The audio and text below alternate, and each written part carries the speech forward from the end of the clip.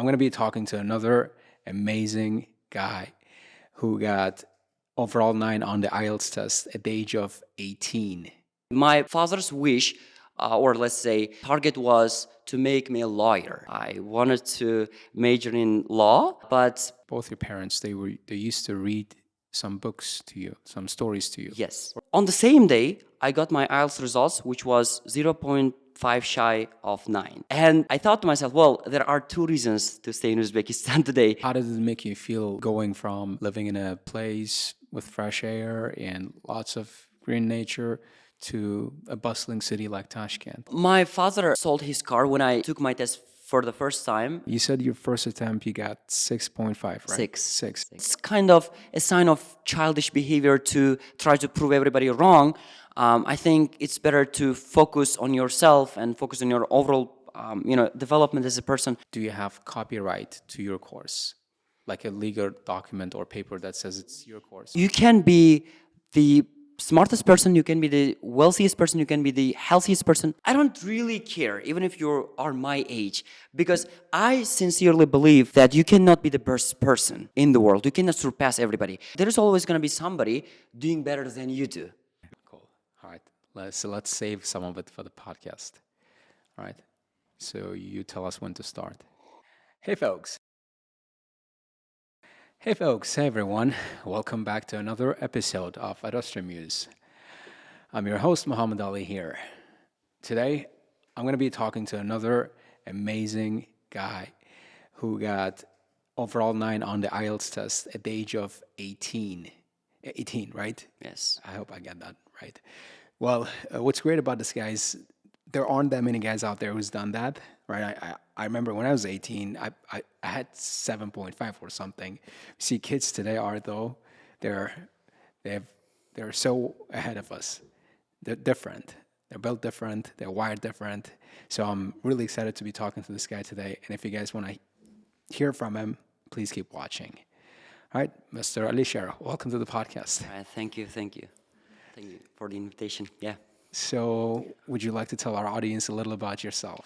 Yes, I am Alisher, and I am 19 now, and I got 9 last year in December. So, yeah, I'm an IELTS instructor at Diyorbek IELTS in Tashkent.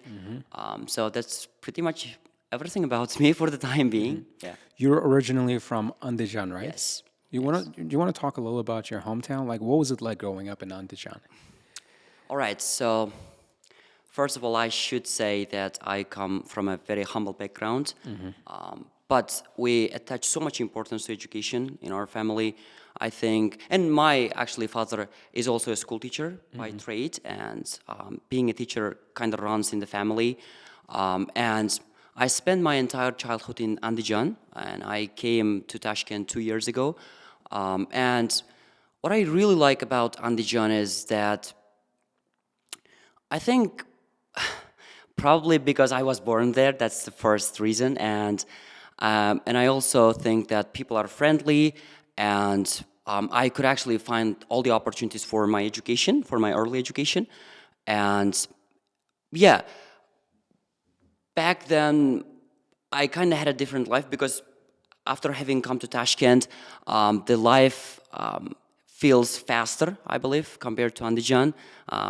So yeah, and I actually graduated the school in 2023, 2 years ago. So yeah, and I've been working as an IELTS instructor for the better part of 3 years now. So hang on a minute. You're 19 and you've been teaching IELTS for 3 years. That means you started when you were 16? Yes, I was 16. I actually started teaching on my birthday when I turned 16. And it wasn't that easy for the first time being a teacher because I used to be a very shy guy. I used to be timid. And I remember my first lesson, I couldn't even look at my students in the eye. And yeah, they were even feeling shy. I was feeling shy and they were feeling shy because I wasn't that open. And yeah, I think being a teacher has helped me a lot to overcome the feeling of shyness. I used to be introvert, I would say, but over time I've kind of grown out of this. I wouldn't say habits, but this character I would say. And yeah, being a teacher actually has allowed me to see my potential as an individual. So yeah. So one of the things you mentioned was you were brought up in a family of teachers, right? Yes, yes. Same here. Yeah, yeah. Both parents are teachers. A lot of my relatives are teachers. I really want to hear from you about your, personal experience of, being brought up by teacher parents. So, what was it like when So, you were younger? my mother is not a teacher, I should say that, but my father is. And I think our family has had values that we should, as I said, pay attention to education more than we pay attention to entertainment or any distraction that keeps us from concentrating on the education. So, growing up, as I said, I remember the times when my parents sat me down and read books, let's say, and then I kind of started developing this habit, and I feel like this focus placed on the education kind of prevented me from, getting on the bad side of some of my friends, because most of my friends used to be playful. They didn't really care about their education. They didn't really care about their future. And as I said, me focusing on the education part, as I said, has helped me, or let's say prevented me from getting on their bad side. But I was the youngest in the class as well. I was born in 2006, and my classmates were born in 2005. I was the youngest one, and they used to pick on me a lot because I was the youngest one. But over time, let's just say, well, I set clear goals that if I don't focus on my future, I thought that I would struggle a lot. So I actually used to study history, much to your surprise, because I wasn't that involved in English until 8th grade, I would say. And I heard that if I don't get an IELTS certificate, I wouldn't be able to get into a local university. And my father's wish, or let's say target, was to make me a lawyer. I wanted to major in law, but I think by chance or something like that, I kind of shifted my focus, let's say from law to English, in 9th grade. So I started taking English seriously in 9th grade. And then I took my first IELTS test, I think in 9th grade, and it was 6. In 2021, I got 6. And I was by and large satisfied with the score that I got back then. Because it was more than enough to get into any local university, because if you get 6, let's just say, it's, as I said, sufficient. But when I looked at the scores of my group mates who studied in the same group, one of them got 7 and one of them got 7.5. And I was feeling jealous of them. So,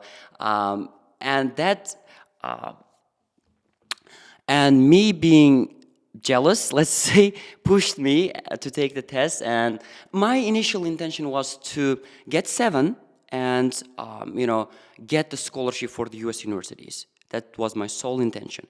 But neither of them came about. I didn't get 7, and I didn't get into, I actually got into the US universities, but I failed miserably when it comes to taking the AUF tests last year. So, and then I took the test once again to prove myself that I would deserve a 7, but I got 6.5 in 2021. And I actually had promised my father that I would eventually get 7 and then claim the refund from the government, because as you know, as everybody knows, if you get 7, you'll claim the refund from the government and you'll get your expenses covered by the state. And then, okay, I'm just elaborating on my IELTS experience so much. So, and then I promised again, this time I will get 7+. That's what I said to my father. And then I got 7.5 after 2 months. After 2 months. In 2022, I got 7.5, and that's when I started getting involved in teaching.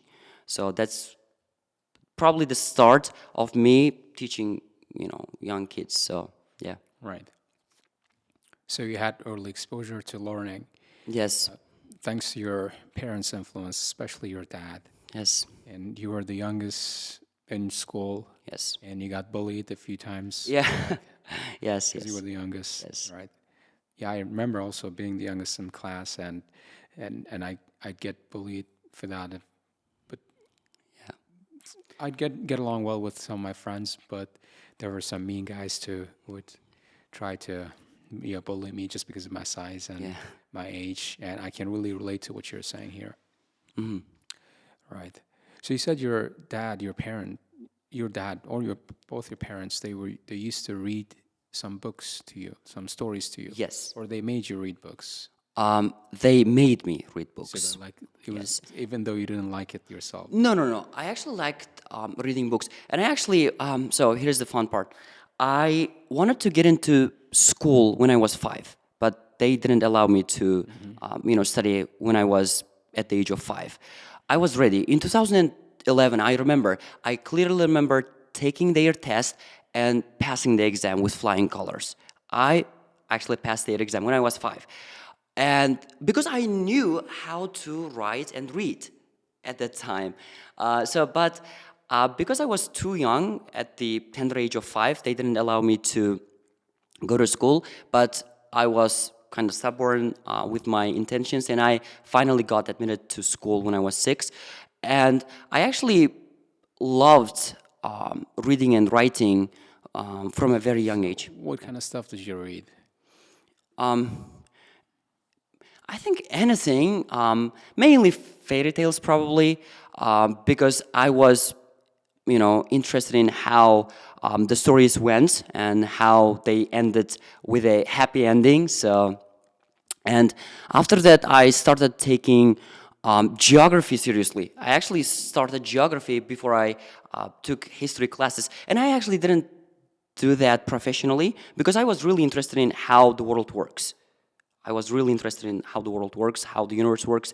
I remember the times when I binge watched, let's just say, documentaries about space, because I was intrigued. Actually, I started learning about the space, and celestial objects and whatnot, and I was, as I said, as you said, I was exposed to what you would call early education when I was probably 6 or 7. Yeah, that's when my interest towards everything started, especially education. Yeah. Right. And so what was it like in high school? In high school, well, I didn't go to school in the final year because I was allowed, because I had my work, and in the regions, let's just say, you will have some privilege over your classmates, fellow classmates, if you work somewhere else. And of course, it has to be related to education. You cannot obviously work at a restaurant and then claim that you can actually have some time off from the school. No. There are strict rules that if you work at a particular education center and if you have already taken your IELTS test, they allow you to focus on your work while at the same time not completely ignoring your education at school. Because my school wasn't that strict, I have to admit. They actually allowed me to work, and I didn't go to school in my final year, and because I was teaching back then, and I remember going there twice during the entire year in my final year. And then I actually had problems, let's just say, related to my higher education. Well, I had, I think, dilemmas, I would say, whether I should probably pursue higher education or keep working until I finally, let's just say, find my true calling.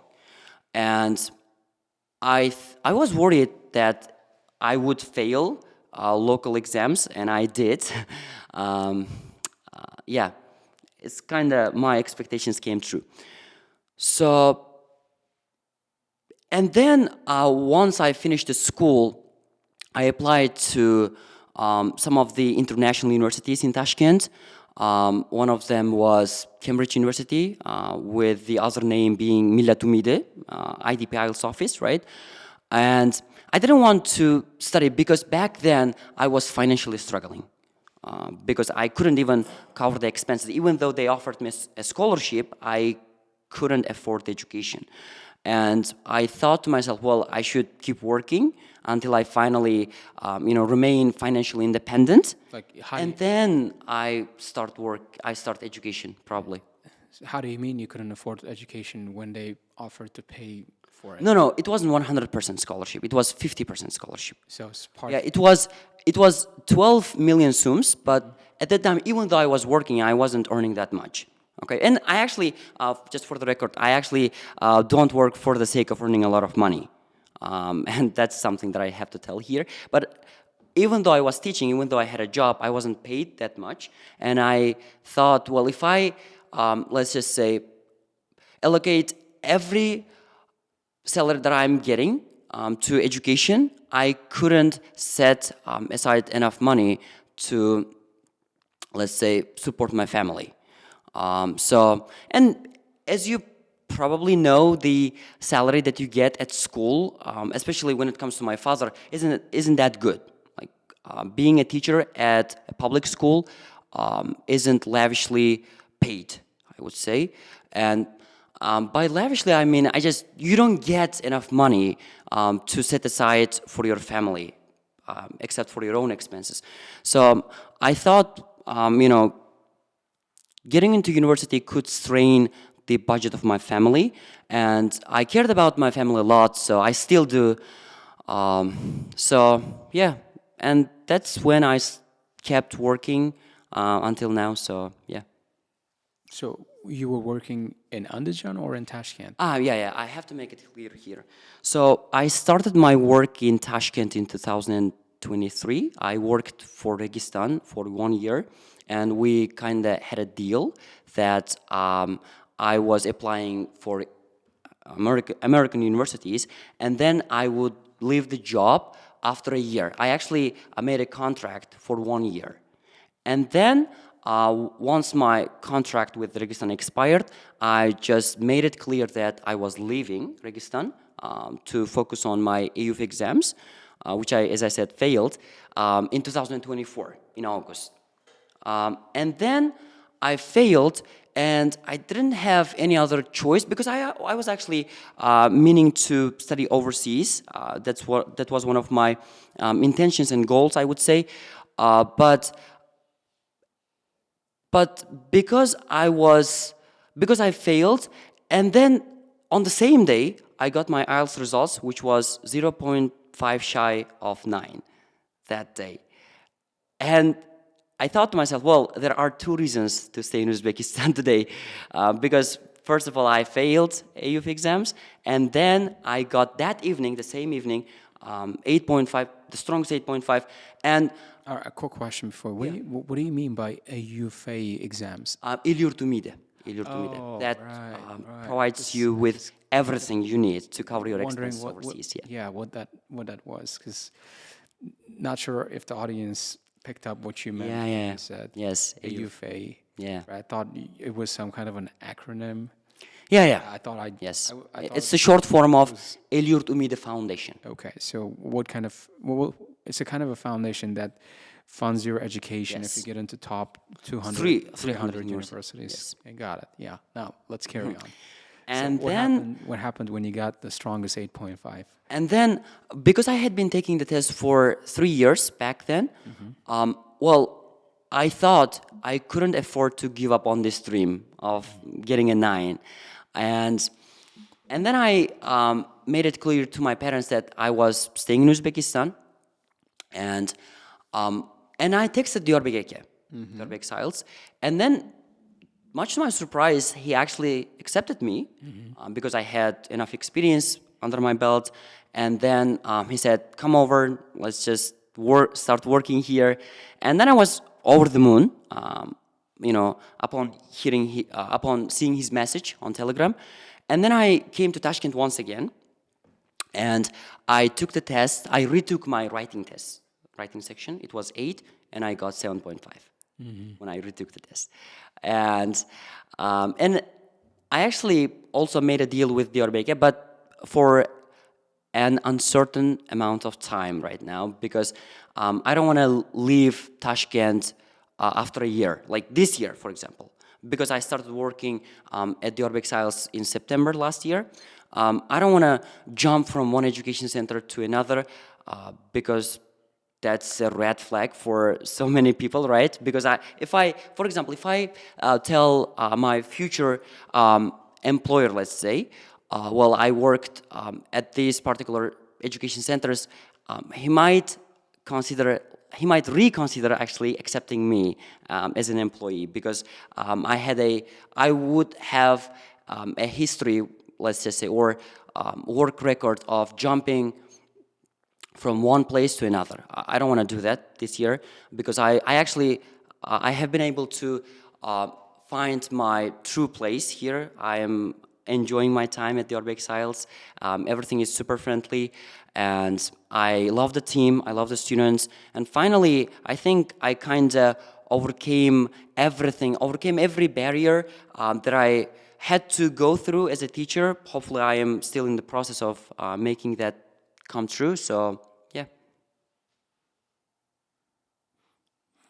Right. We'll get to your job experience in a minute. There are a lot of other things I'd like to know about it.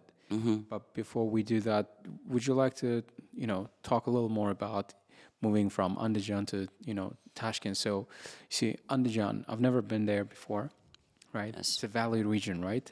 So, Yes. It's quite remote, yeah. Yeah. What's the nature like in Andijan? What's nature like? Is it cold there? No. Because it's in the valley, once the weather becomes hot, it stays hot for a long period of time, right? It's not, it doesn't fluctuate that much as in Tashkent or as much as in other parts of Uzbekistan. And it's also full of greenery.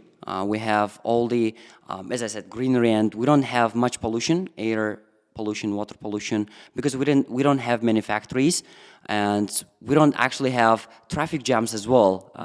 And that's the case in Tashkent. And yeah, I mean, it's pretty much healthy living in Andijan.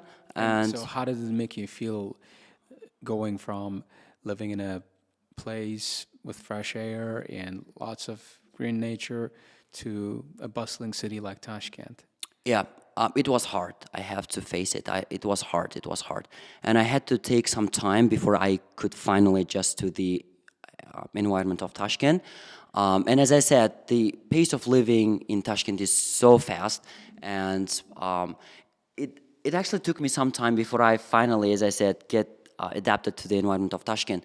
And I struggled with the food because in Tashkent we have this culture of fast food, because not many people in Tashkent eat national food, and they tend to, deliver. And I actually was living with the people from the same region last year. I had roommates from the same region, and because they were all receiving money from their parents, they didn't really appreciate the money they were getting, and I was the only one in that apartment making money for myself.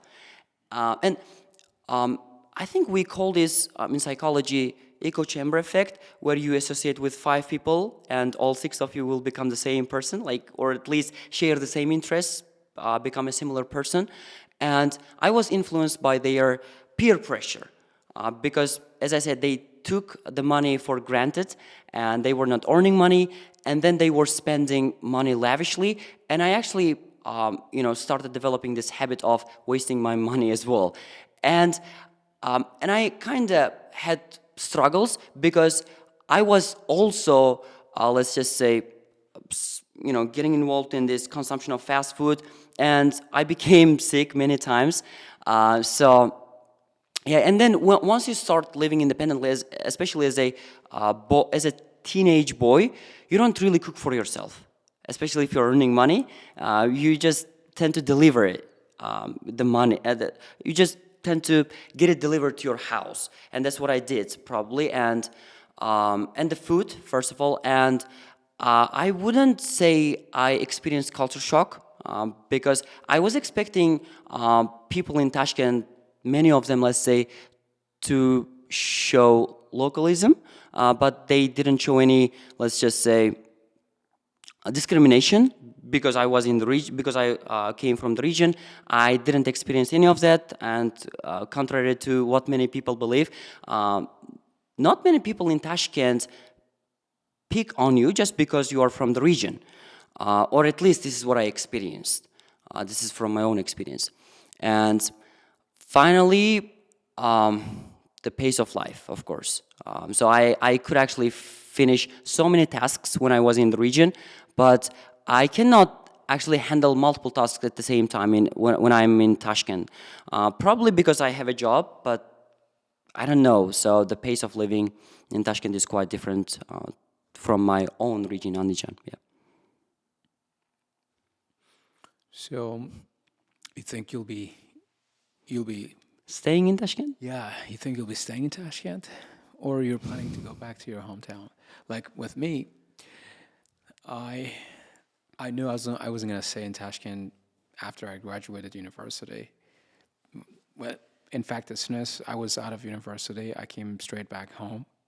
Right, Yeah. even though I was making good money in Tashkent, the pace of life didn't sit well with me. I see. I Hard see. it was really hard to keep up with. Yeah. Things are happening so Yes, yes. fast. It proves difficult for many people. And also, living expenses are Yeah, through yeah. the roof. Prohibitively expensive, yeah. You got you spend about like 80% of your income on food, Yeah, accommodation, I agree, yes. right? You're left with not much to save, right? Yes, yes. I realized back then that if I wanted to, save up money and, start a business or be able to afford a car or any one of those things, I'd need to go to a city where things are affordable. Yes, yes. I agree. So Tashkent was not really an option. So that Yes. I realized I had to return home, and I did.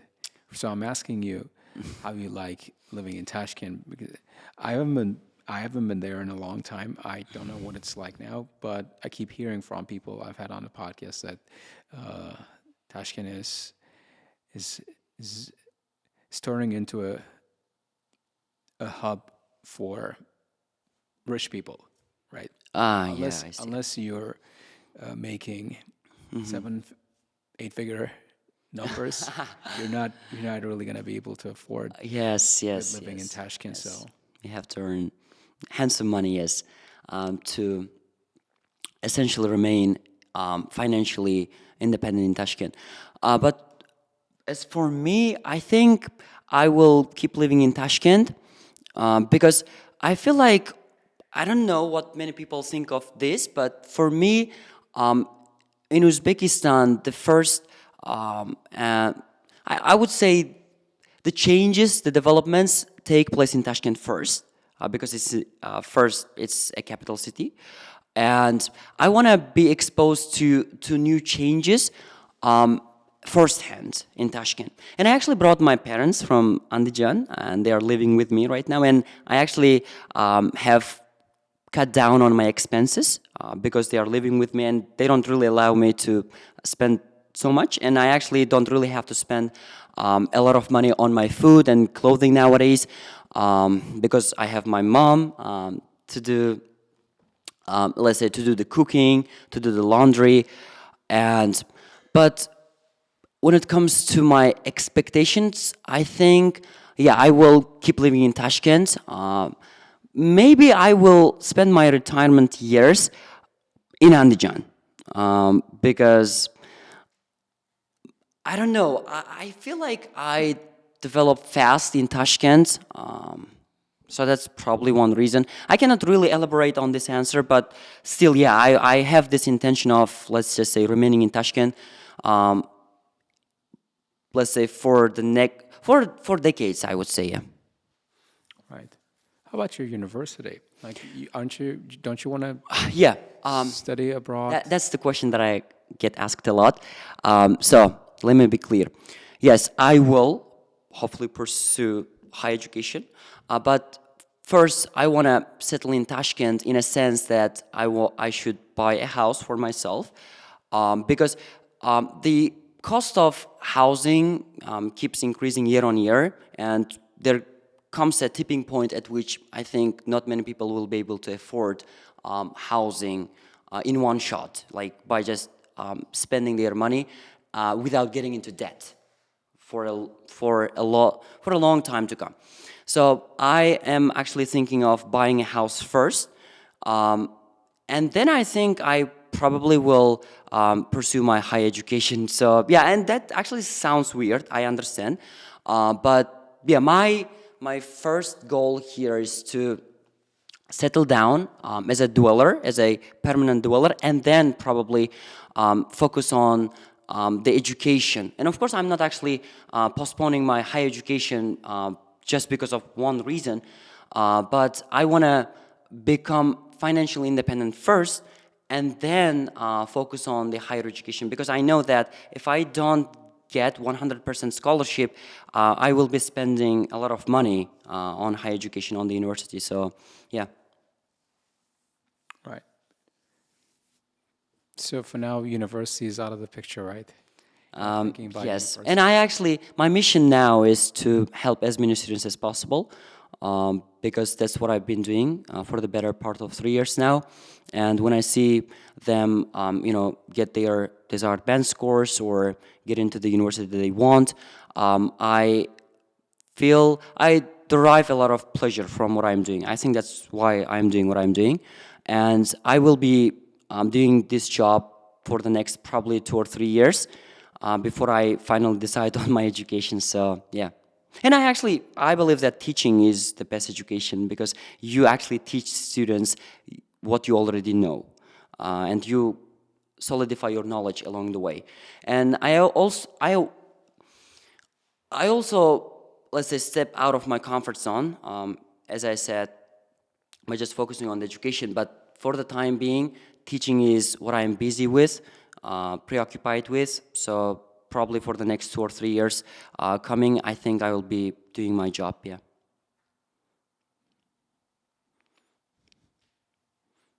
Right. But aren't you afraid this interest, passion for studying?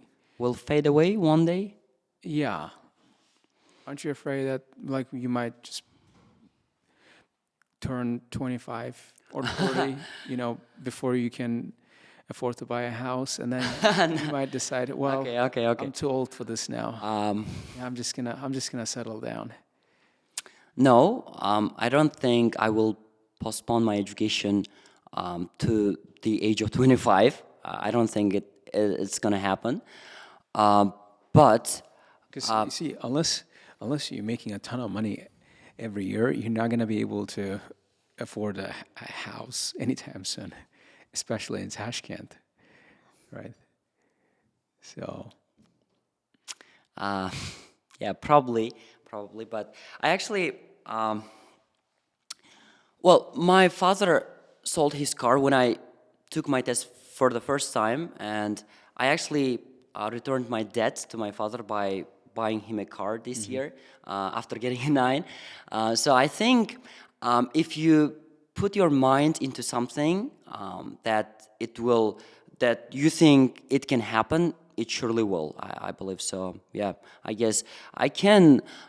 As long as my heart keeps beating, I think I can actually make every dream of mine come true. So yeah. yeah, for sure, no doubt. It's not. Yes, It's yes. not.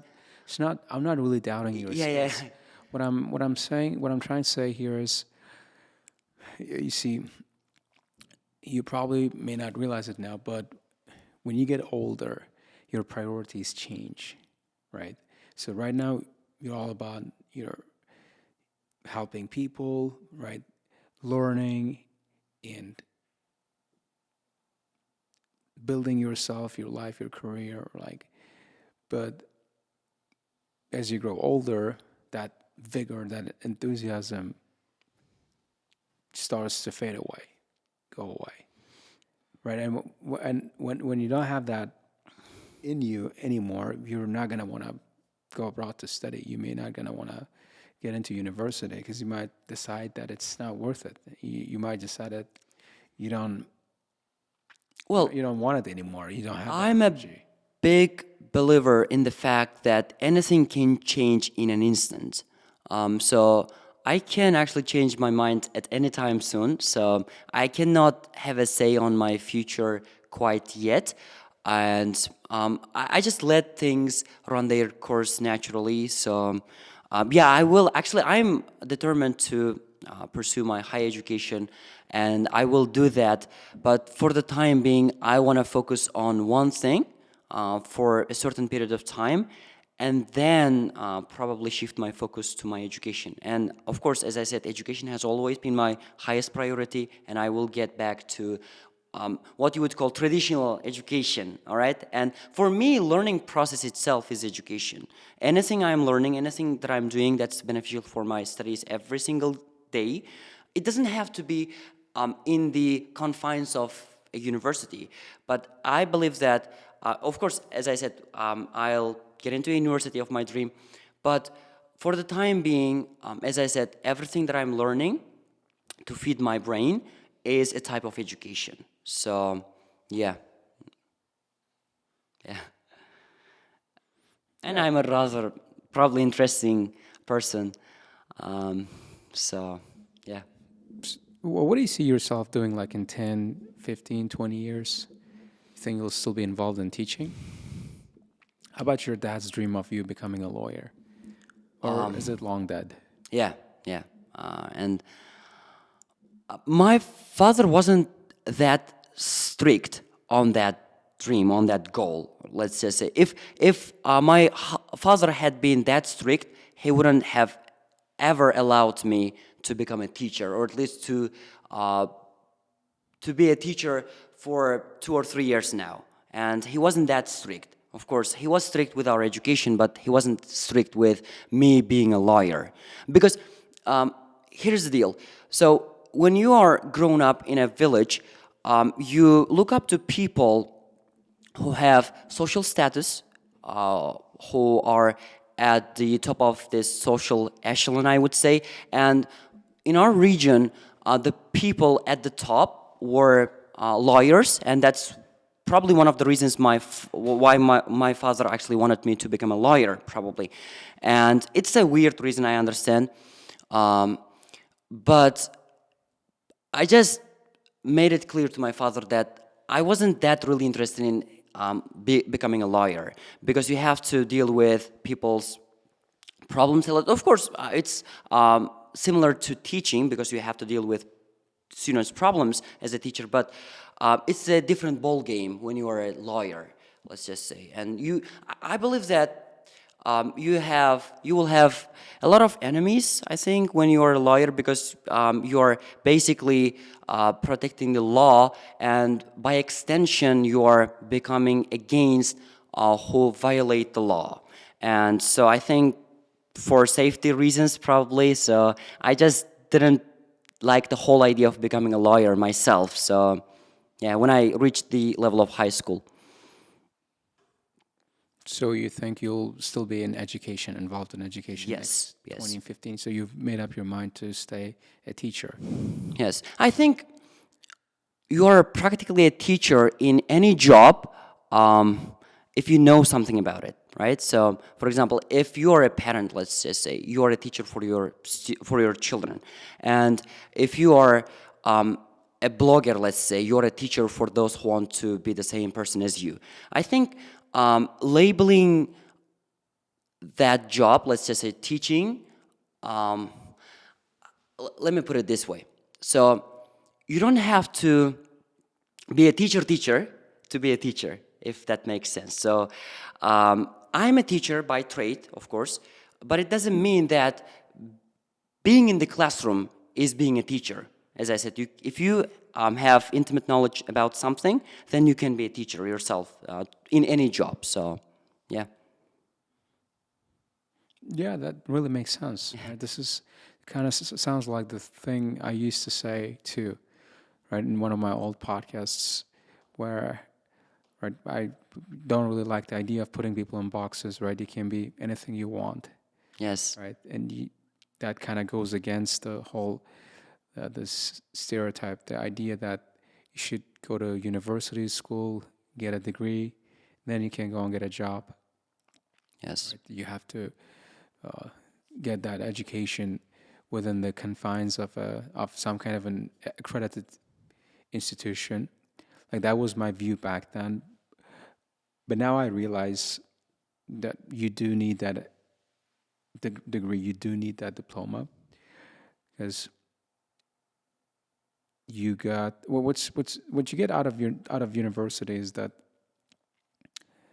they have tried many different things and they know better what works and what doesn't. So you don't have to make those mistakes, Yeah. right? Yes. They've done it, they've learned the hard way, so you don't have to. Yeah, That's what yeah, they yeah, say. yeah. They've Yes, done it yes, the yes. hard way, so you don't have to. Yes, you can actually build upon their knowledge. Yeah, exactly. Yeah, exactly. That's what I'm trying to say, right? So if you want to become a better teacher, would you have to go and get a degree at a university? Well, that depends on what you're teaching for IELTS, right? You well once you learn how to answer questions on reading and listening, you can obviously teach someone else to do it, right? Yes.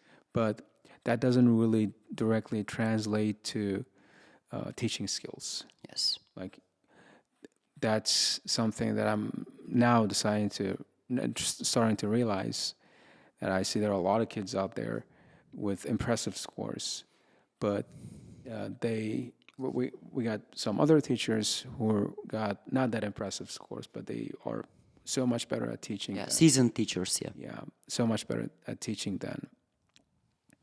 than people with students with impressive results, right? So, me asking you the question about you going abroad to study or here, getting a proper education, a university education, or what we call proper, maybe, Yeah. right? Standard education, traditional education is developing the skills and the frameworks that would help you excel in teaching, become a better teacher. Yeah, that was the point I was trying to make.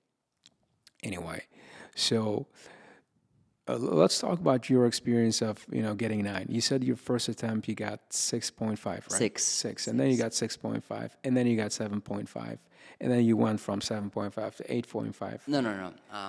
So. So fill us. Yes. On that. That's the part that I want to cover here.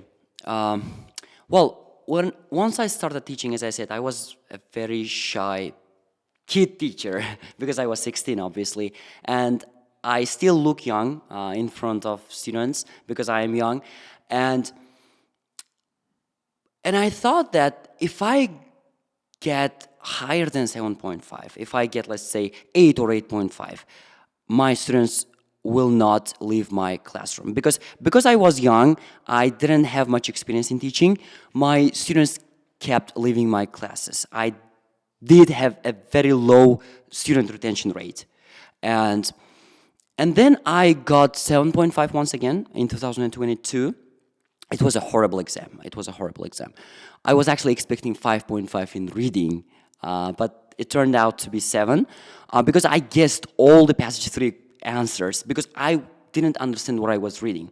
And back then, I actually started my channel that year in 2022, and I had 1,000 subscribers, and I wanted to delete my channel, which has right now 44,000 subscribers, because I didn't want to put myself in an awkward situation, because before that I got 7.5, and if I failed this exam, let's say, it would probably be 7 or 6.5. I was expecting 6.5 or 7 at best, but it turned out to be a weak 7.5. But I wasn't discouraged. I was determined to upgrade my score, and then After 4 months, I think, I took the test once again. I got 7.5 once again.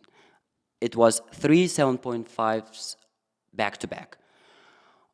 I started losing my hopes because it felt like 8 or 8.5, let's just say, were out of reach for me. And I started wondering, well, how on earth does everybody get 8 and 8.5, and I cannot do that. And I still had a low student retention rate, and I thought the only fix to this problem was renewing my score, because I thought students would be impressed by an 8 or 8.5. That was something that I had put to my mind, and then I got 8 finally. I got 8, and then I actually left my job in my hometown because I actually graduated the school at the same time, and I got 8, and then I started working at Registan. And then they gave me a free seat, in which I got 8.5. So I jumped from 8 up to 8.5 within the course of, I think, 3 months. It took me 3 months to improve my score from 8 to 8.5. In December in 2023, I got 8.5. And then I started, having the dream of getting a 9 in the IELTS test. Why? What if I score a 9? And I took the test once again, and I got an 8.5 again. So I think the whole podcast is becoming about my scores now. So it was my final paper-based test. Like, I got 8.5 in my final paper-based test, and I never took the paper-based test again. Starting from 2024, I started taking CD IELTS tests because I thought the only possible way for me to get a 9 would be with a CD IELTS test, because every niner got their 9s with a CD IELTS, right, in the CD IELTS test. And at Registan, actually, there was this interesting competition. Whoever gets the first 9 gets a car. And I was kind of driven by financial greed. I would say I have to be honest here. And I wanted to get that car. And I took the test again. There was this opponent of mine in one of the branches in Fergana from Registan who was very close to a 9. And I got 8 after getting 2 8.5s. And that person, after 3 days, me getting an 8, he got 9, and he got the car. And I actually set aside, every financial incentives, everything, let's say, related to money, or as I said, finance. I actually put all of them aside, and then I started actually taking things seriously. And then I got 8.5 twice back to back in April, and I think it was in August when I got the strongest 8.5. I felt pretty calm, pretty quiet. Well, it's my nature, right? I don't freak out. I like to keep my composure. Like to keep quiet. Yeah.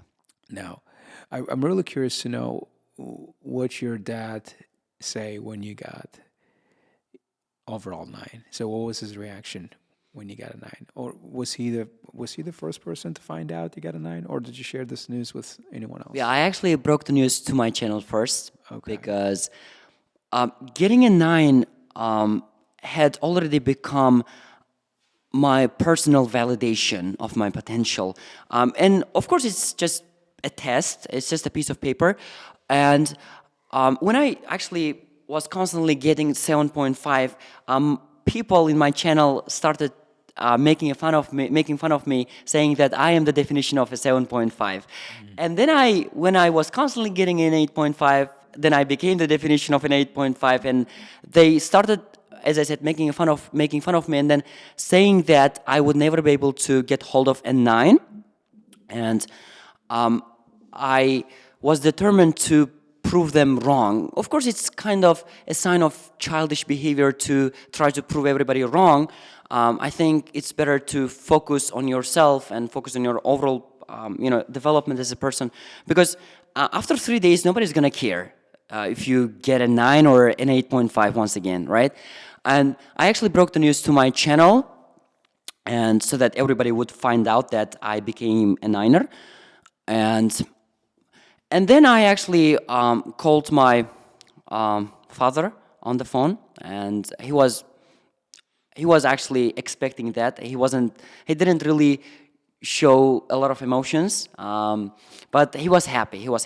And you can actually tell if your father is happy or proud of you by just looking at him in the eye. So it's not that hard, right? So fathers actually tend to keep their emotions, even though they are proud, conceal their emotions. They don't really have an emotional reaction to everything, but deep down they are proud.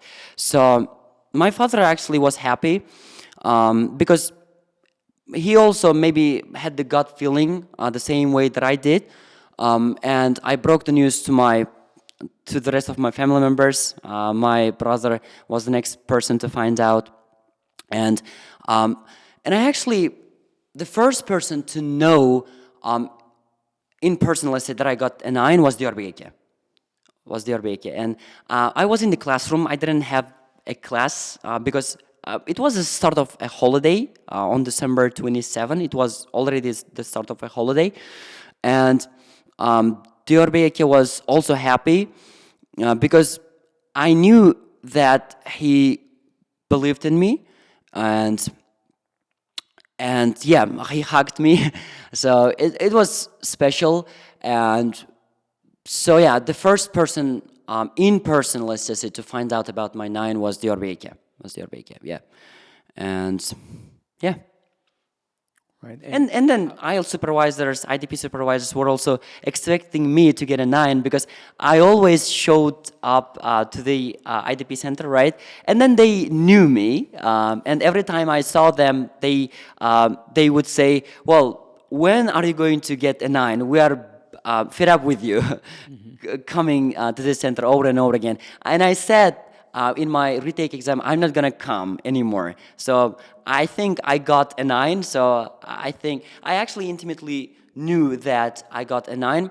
So I remember telling telling the supervisor, let's just say, I think I'm done with the test once I got out of the exam room, because there was this chemistry between me and the examiner, and Tim was the examiner, as I said. I actually had Tim 4 times.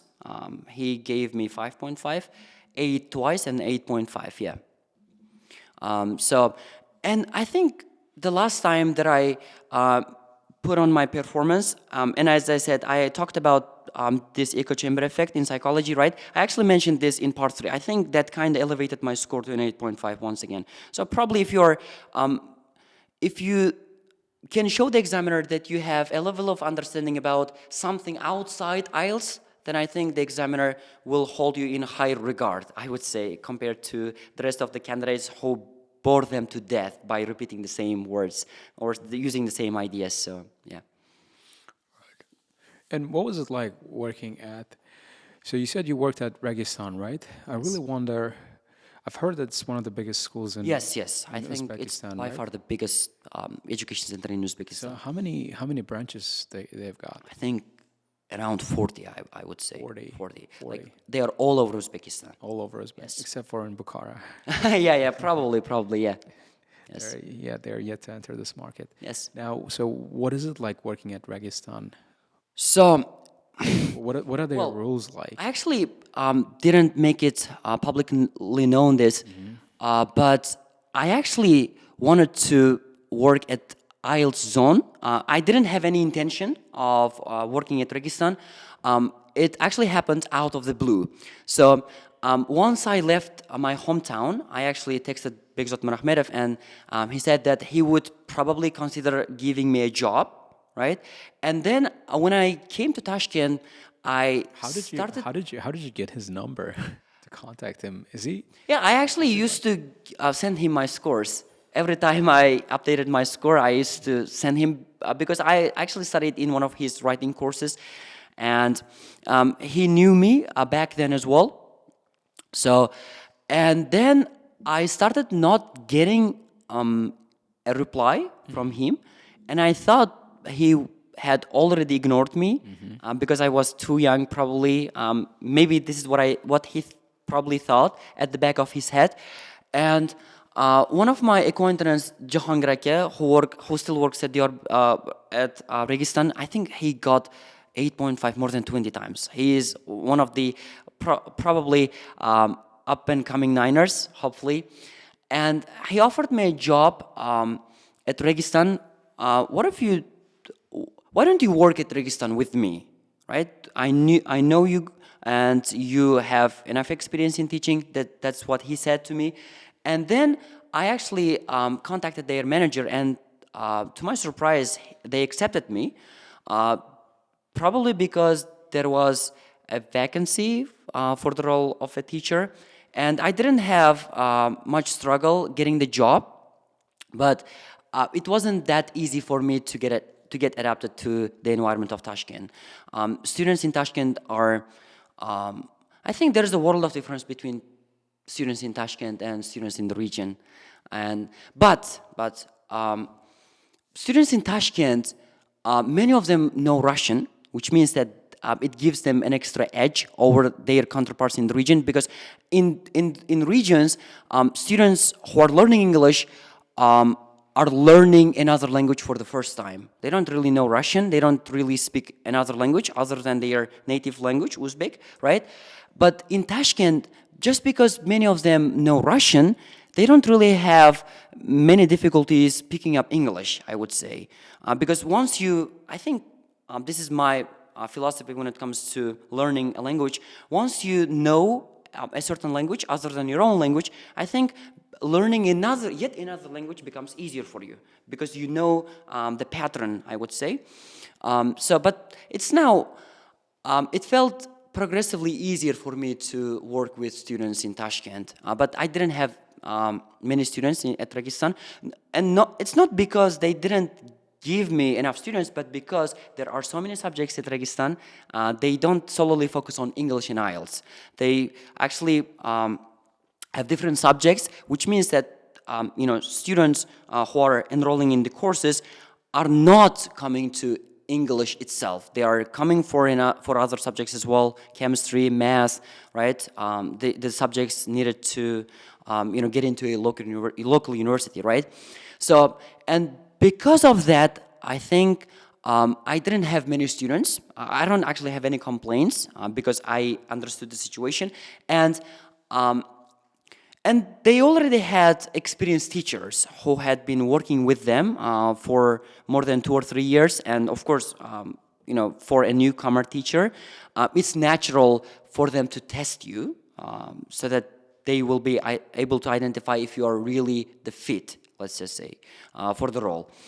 And yeah, but working with students in Tashkent is much easier compared to working with students in the region, because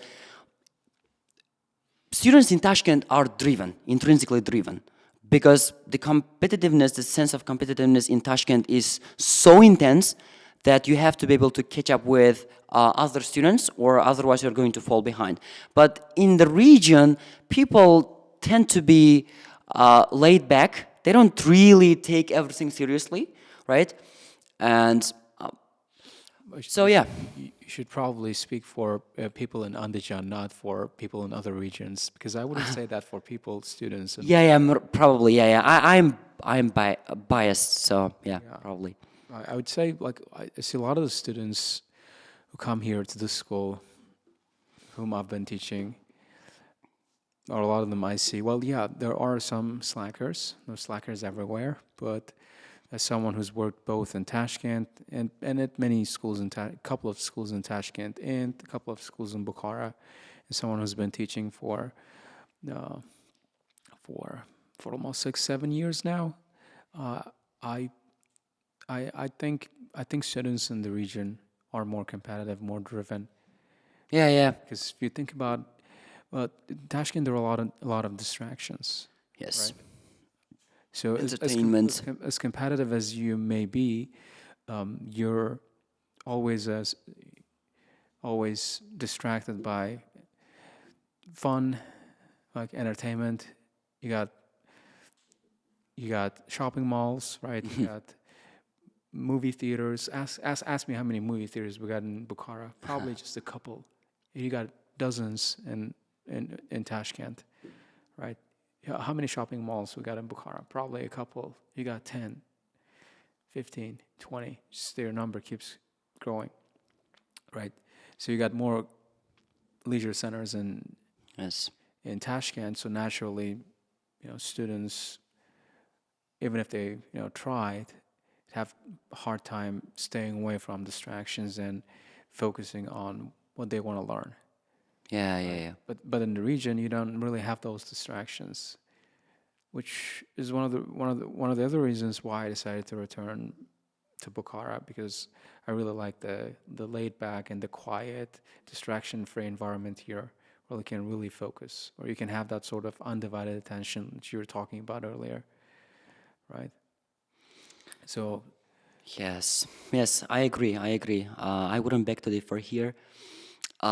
So, yeah, even though you're surrounded by tons of endless distractions, I think it comes down to you if you really want to take your future seriously. And if you have, let's just say, students who do that, I think it's not that hard for you to get on well with your students and, as I said, find your true calling. So, what made you quit your job at Registan? How do you guys pronounce it, by the way? Registan. You say Registan or Yes, Registan? No, Registan, Registan. But in English. No, I think it's Registan. It's still Registan. Yes. Okay. Sure. Then I'm gonna say Registan. 'Cause Yeah, yeah. I hate it when people mispronounce our school name, and I don't want to do the same. To the Yes, school, yes. Right. So it's Registan, So, right? as I said, we made a contract that Muhammad Aziz, can you take this, please? I would I'm gonna work need my charger too. with Registan for 1 year, and because as I said, wanted to get into the U.S. university, right? And I made it clear to them, and I will be working with you for 1 year, and as I said. So what Once the contract expired, I just didn't want to remain there. Why didn't want to stay there? You didn't like the job. You didn't like No, the no, no, environment? no, no, no, no. People were friendly. Everything was fine. But as I said, it was a matter of retaining students and having more students, because I feel like it's not because of a financial reason, but because once I'm surrounded by a lot of students, I feel like I am touching the lives of so many people at the same time. I actually get bored when I have, a low number of students in the classroom. Of course, I think, as far as I know, you actually keep the number of students low, right? 10 to 12, I would say, right, in your classroom, because I've been following you, I think, ever since I sat down to take the test for the first time. So I used to read your essays and Alisher's essays. But for me, as I said, if I have a lot of students, of course, it actually depends on my ability to retain them at the same time. It's not hard to attain students, but it's a matter of retaining them, to make them come to your class over and over again, right? So you think your students left your group or dropped out because of you or because of the school environment? No, no, no. I wouldn't say. I actually like to take the responsibility for myself, for everything, right? Even if it's raining and I'm drenched to my bones, it's my fault because I could have taken my umbrella and avoided the rain. It was my fault. It was my fault. If low retention was your fault, why did you leave Registan? If the school wasn't at fault? And so, I don't want to blame the school, but because there were so many subjects, the level of interest or the level of student retention in English classes was low. Because of the school or because of you? And I wasn't really able to retain the students who are coming. So it was, I think 50-50. Okay, blame Okay, 50-50. goes, Let's split the blame. Okay. blame goes both ways. Yeah. So you thought you would stand better chances to retain students if you moved schools, if you moved job. Is that was your thinking when you No, decided I to thought quit? that teaching back then. I thought that teaching wasn't really my thing because But you quit I was teaching and went on to teaching again. yeah. I actually, as I said, wanted to pursue my higher education, and then because I failed, I thought I didn't have any other choice. Oh, I see. Yeah. I was. I felt like I hit the rock bottom. Probably that's what I thought because I actually tend to have mood swings all the time. Because I'm still a teenager, I think that's a normal part of the process. So And the reason you quit your job at Registan was because of low student retention rate. and at the same time, my feeling that I wasn't really up to that standard as a teacher. Which led to low retention rate. Yes, And the other reason was because you were changing your priorities. yes, So that you had two reasons to quit your job. And the third reason was because your contract expired, yeah, right? So combination of reasons yes. led you to leave Blend your of so job many reasons. Yeah. at Registan. And then you took a break for some time. Yes, yes. for I just your wanted to. Yes, university, And then you decided to get a job at Diyorbek IELTS yes, once you couldn't get into university. So that's how things turned out. yes, Right? yes. Okay, now it's all clear. Right? Thank you. I was just trying to wrap my head around the Yeah. situation here because you're spitting out so much information, so many details. Yeah, and Yeah, it's hard to see that yes. how that Chronological order. exactly like order and the reasoning. It's not quite clear. I'm having a hard time really grasping how things turned out, how it all happened, right? And then once you quit your job at Registan, you tried getting into university, which you failed. Then you decided to get a job at Diyorbek IELTS, Yes. right? So you reach out to the guy, you ask him for a job, right? He says yes. You Yes. start work there. So in what ways do you think working at Diyorbek IELTS was different or is different from working at Registan? So, like I just said, I feel the sense of competitiveness at Diyorbek IELTS. Which you didn't feel at Registan. Yes. Right. But you said that you felt competition from a guy in Fergana. Yeah, found but yourself in a it was when I started, putting my mind to a 9. But anyway, you were It was a short period of time. I think it was just a month or two. It was just a month. It was a month of competition. So it wasn't really a mutual competition. We weren't really opposing each other. So you're like secretly opponents. yes, yes. Secret. And I guess if you do that, you may fail perpetually. I would say you can fail once you put on a guy who is trying to prove everybody wrong, or at least not proving everybody wrong, but of surpassing other people. So you shouldn't do that. So instead, you should probably work on yourself, and by default, you can surpass those people. Right, right. I'm sorry, I'm yawning because I've been up since Yeah, 8 yeah. this morning. I've been going around doing Yes. so many things. So don't get mad at me if you. Yeah, see me I yawning. thought. Well, I started Worn out a making you little. bored. No, that's not. It's not that. It's not that. Okay. All right. Yeah. It's not that. And Diyorbek IELTS, right? What is it like working there? You said it's competitive, right? Yes. Competitive. Yes. Right. What are some of your dislikes about the school? What are some Diyorbek things? IELTS? Yeah. What are some things you would do differently if you were the one running the school, if you were the guy in charge? So, Diyorbek is gonna actually watch this, and so, um, well, I am satisfied with the school.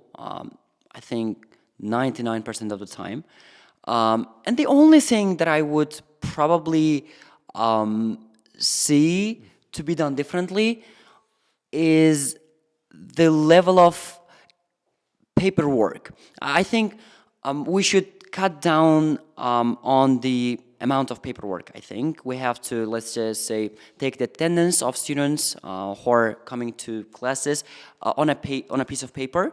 I think we should probably switch to the electronic version of it. Oh, Instead of, let's just you say, guys don't have like a platform where you do attendance? yeah, we should develop that. I You think don't have one. yes. You don't have one. No. You don't have your own school No, platform. no, no. In the administration, we have this system that we are actually overseeing everything electronically. But when it comes to taking the attendance of students, we do that in a traditional sense, which is that we give them a piece of paper and then they sign the paper. And So the receptionists we- do attendance for you. no, on no, your no. behalf. I do that at the end of the lesson. Each class. After each class, I do that myself. It's my responsibility. I am in charge of doing that myself. You So mean like every teacher working yes, there after does their- each lesson, yes. I think we have to reduce the level of paperwork. I mean the volume of paperwork, and yeah, I mean Hang on, man. Can't you just do it after every class or right before you start your class? Can't you log into your own account on your phone or your laptop? Or does everyone use the same account? so I couldn't quite understand your question. Like you said you do have an app or online platform for attendance, right? So it is for the payment of students, and it's used by the administration only. So it doesn't have accounts for teachers. No. Oh, I see now. Yes, and we actually collect the checks of students, and then we actually attach those checks, to attendance sheets, and at the end of the month, once we are ready to get the salary from the Diyorbek, we actually submit those papers, and then we get the salary. So yeah, we should probably reduce the volume of yes. It does sound like there is a lot of paperwork for teachers. Yes, Like yes. the way it works with us here, every teacher has their own account on our platform. So after every class or right before the class, they can do attendance, but preferably after the class, because students sometimes show up late. You don't want to mark a present student absent if they show up 10, 20 minutes late. But they were still there in the class. So. Right. So we don't really have teachers write things on paper unless they want to do it themselves. Right.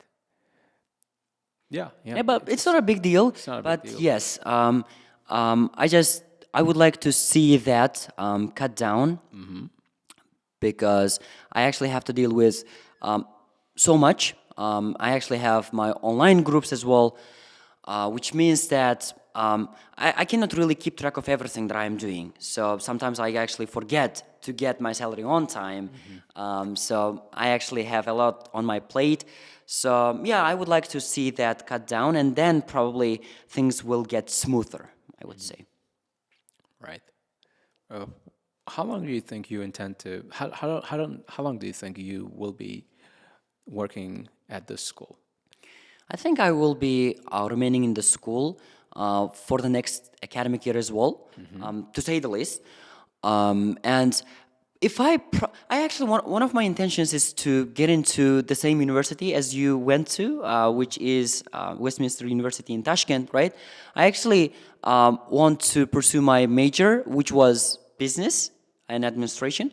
I want to, as I said. How about getting a house? Yeah, and I think Right, I think buying a house is absolutely within my reach. I can do that probably within the course of 1 year or 2 years at most, and then I will probably get into Westminster University in Tashkent, and then start my education. And by just reducing the number of hours that I allocate to teaching at the same time, I don't want to quit teaching completely. I think I will be teaching for as long as IELTS remains relevant. Yes. Maybe in the future, IELTS will become my side hustle. I don't know. I don't know. So we have no idea what the future holds for us. So as I said, the best option is to do your best and let things run their course.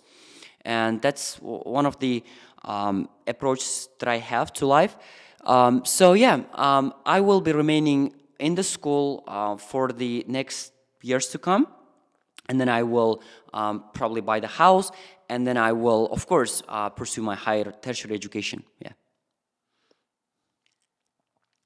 I've also seen on your CV you were involved in some online projects, like Yes. online courses, right? So how do you like teaching online? Do you like it better? Do you like it more than teaching the traditional way? Well, every coin has two sides, right?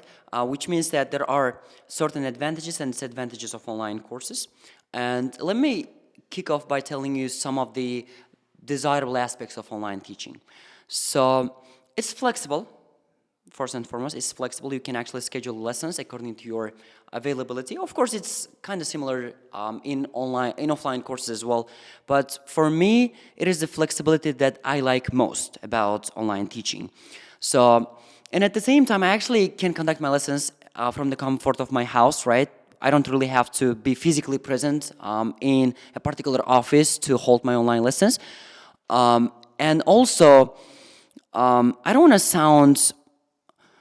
want to be viewed negatively, but the financial side of things is also good about online teaching, because in offline settings, you are actually restricted to a set of students, let's just say. Probably at most 30 students, right? But in the online teaching, you can actually have as many students as you want. Of course, there is a certain level of control. We are not going to, let everybody join the course, and then we don't really allow them to be left to their own devices. And I have my mentors, and I have my assistants, of course, who are helping me a lot with this project. And when it comes to the disadvantages, you cannot really know if students are actually taking everything seriously. Just because the student is attending the online lesson doesn't necessarily mean that they are actually studying. Because you can be in the lesson, right? You can be present in the online lesson and be doing your own stuff, right? So you can be chatting with your friends by just tuning into the lesson, and we cannot really know that. But if you are in an offline lesson, let's just say, you can actually have control over your students and what they are doing, or whether or not they are really engaged in your class. You can actually tell that. And another disadvantage to online teaching, I would say, is high expectations. Students enrolling, most of them, I think, have really high standards. They actually set the bar very high, and they really demand so much from you. I think it's because the way things are unfolding nowadays, what most people are seeing on social media is the fake illusion of education. They think that they can actually get the score they need within a short period of time, when in fact you really have to put in the work. You cannot fake knowledge, right? You have to actually study, sit down, focus, and then do what your teacher tells you to do. And they set really high expectations and then ask you to produce results within a frame of, I think, 1 or 2 months. And that's why we kind of decide to run the courses. Each course, let's say, no longer than 1 or 2 months. That's the maximum we can teach when it comes to holding lessons for one group, for one course, let's just say. And the expectations, I think, they are not really up to par. Students should come to the conclusion that unless they follow in the footsteps of their teachers, unless they holistically approach everything, they're not going to get the score they need, right? Just because you are seeing a random guy on Instagram that they are getting a 7 after studying 2 months in the course, in a particular course, doesn't mean that you can get the same score within the same amount of time. So you have to understand that everybody has different journeys. You cannot really, and I think I actually listened to this in one of your podcasts. Don't follow someone else's path, make your own trail. So students don't really seem to understand the core meaning behind this. They have to come to this realization that it takes some time to build your own, to start your own adventure from the ground up. So, and of course, in the online teaching, this disadvantage bugs me a lot. Actually, some students tend to complain, not because of the quality of the course. I actually arrange everything well in advance, but their expectations, their wrong expectations, tend to prevent them from actually getting invested in their students psychologically, not financially, but psychologically. Yeah. So do you do anything to set those expectations right before you start? Yeah, I actually make evident that I'm not gonna, let's just say, accept students below a certain level of English proficiency. So whoever is signing up for my courses is actually required to have at least a B2 level of English, so 5.5. How do you make sure they have B2 level English? Yeah, that's one of the disadvantages of online teaching. You cannot always be sure that those students are up to that standard. Well, what do you do if they don't meet that requirement? You say no to them? Yes, Don't let them in? yes. I actually reject them outright. So you cannot. Do you test like every student before you let them in? No. I actually tend to see their mock results, official mock results. So, or at least their paper version of their certificate, right? So, so there are basically two choices. So you should at least have an IELTS certificate or at least official mock results that you took before. And what if they fake their official mock result? Like you could do that on Photoshop, you could do that on a computer. And students fake their checks as well, payment checks. I actually identify them very quickly with the help of my brother. So the sibling of mine you are seeing here helps me a lot with this procedure. And students, there is so much fake information in the online world. You cannot be sure all the time. So I actually get sad because some of my courses get leaked on Telegram channels. And even though you make them private, even though you sell those courses to people who are paying the amount of money that you are asking them to get the admission for the course, some of the people, dishonest people, actually tend to leak my courses. Because I think they kind of use a special website to do that.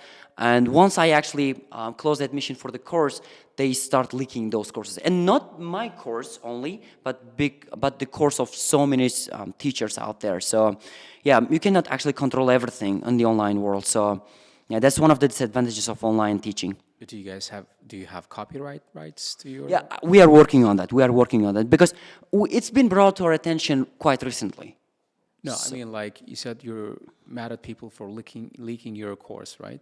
Do you have copyright to your course, like a legal document or paper that says? We should do that. We should do that instantly. Yeah, we are delaying it, and yeah, that's our fault. That's something that we have to fix as soon as possible. Otherwise, we are going to, of course, lose financially. We are going to lose our credibility because we cannot protect, in the eyes of other people, our own product. So that's something that damages our reputation as a teacher. So we should do that quite instantly. And can I ask you something real quick? So what kind of materials do you include in those courses? Where do you get those materials? So I can be honest here. I actually get the materials from the courses. I wouldn't say from the courses that I bought, but I think they are everywhere nowadays. Like on Telegram, you can find any material. I'm not actually trying to protect those materials as if they were mine. I actually let those people, use those materials because I think they are available for free everywhere. And even if you take the example of Cambridge books, right? Cambridge series from 1 to 19, they are everywhere. You cannot really make sure that they are copyrighted. And I actually take the materials from different Telegram sources, and the ones that I don't know the source of. And as I said, I am not trying to protect those materials from being leaked, but my own lessons, let's just say. I don't actually specifically or exclusively hold listening and reading courses, but I actually hold writing and speaking courses, which means by extension that they are mine. Because you can get the topics for writing and speaking everywhere, right? They're not really copyrighted, and even though you get those topics, you don't really violate copyright rights. So I want my production to be protected, in a sense that I want my video lessons not to be leaked. That's my intention. You can actually take the materials if you want to, because I actually let my students print out those materials, right? You see, they can actually forward those materials to any student they want. I cannot control them physically, because if I don't let them print out those materials, I don't think the quality of the course for listening and reading will be that high, because not many people can, use those materials in a PDF format, right? They have to print those materials out, and then they are able to freely use that. So I let my students use the materials and then forward those materials if they want to their friends. As I said, I cannot really have control over that, right? I don't know who is doing what. So would it be considerate if I bought your course and shared it with my friend who hasn't bought it? You cannot, let's just say, share my video lessons, live lessons, with your friends without my consent. Consent. Yeah. Consent. Yeah. But I paid for them. I should be able to watch them with whomever I want, right? Yes, you can do that, but you are not able to share them with your friends. Well, why not? I paid for them. Because your friends haven't. But I did.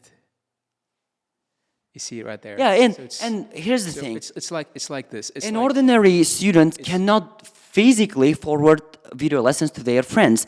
Those people who are leaking my courses are the people who use a special website to do that. I don't know. I'm not aware of that right now for the time being. So they actually fake their accounts, because you cannot really check who is who on Telegram, right? Because they can actually fake their accounts, and then once they buy your course, and then they'll get the access to your course, right? And then after that, once you start posting video lessons and then live lessons, the recorded versions of live lessons, they start leaking those materials. And as I said, ordinary students cannot do that, right? What percentage of your online course is your input? Input? Your input. What percentage? So except for the materials, I think... Objectively speaking, what percentage of your course is... Except for the materials, like everything is my input, I would say. So like because what percent in percentages? Probably 100%, except for the materials, as I said. Well, it can't really be 100%. Like if there are materials... Yeah, except if you exclude materials. Well then, but materials aren't excluded from the course. They are part of the course. So you can't really say it's 100% your input. All right. There is those materials. And do you only teach writing and speaking, or do you No. I actually mainly deliver listening and reading lessons. Right there. There you go. So let's start with this. So you teach reading and listening, right? Yes. And those materials you share with your students, did you create them yourself, or you source them from other sources? You get them from... Yeah, I actually get them from other sources, because that's what everybody does. Exactly. So you can't really claim that it's your product, because it's not. You see right there. And you can't really get mad at people for using what's already out there. So whether or not you like it, you are just taking air and selling it to people. I really don't want to offend it. Yeah. You see. So I wouldn't really get mad at people if they shared something I shared with them, which I got from someone else, which is not originally which is not my creation. Which I didn't really see. So you didn't really write those books. Yeah, I have to can't put really my cards on the table here. Yeah. You see, you can't really claim ownership and get mad at people for using something that's not yours. Right? If anything, you are in breach of copyright for using those materials for monetary gain without the publisher's consent. You see, so if the publishers of those books found out that you were making money off of their product, they would sue you, and you would be in trouble. You see. So, Yeah. because if you said to me, "Well, why'd you leak my product?" This would be my counter argument to your point. I'd say, That's not your product. That's a scam."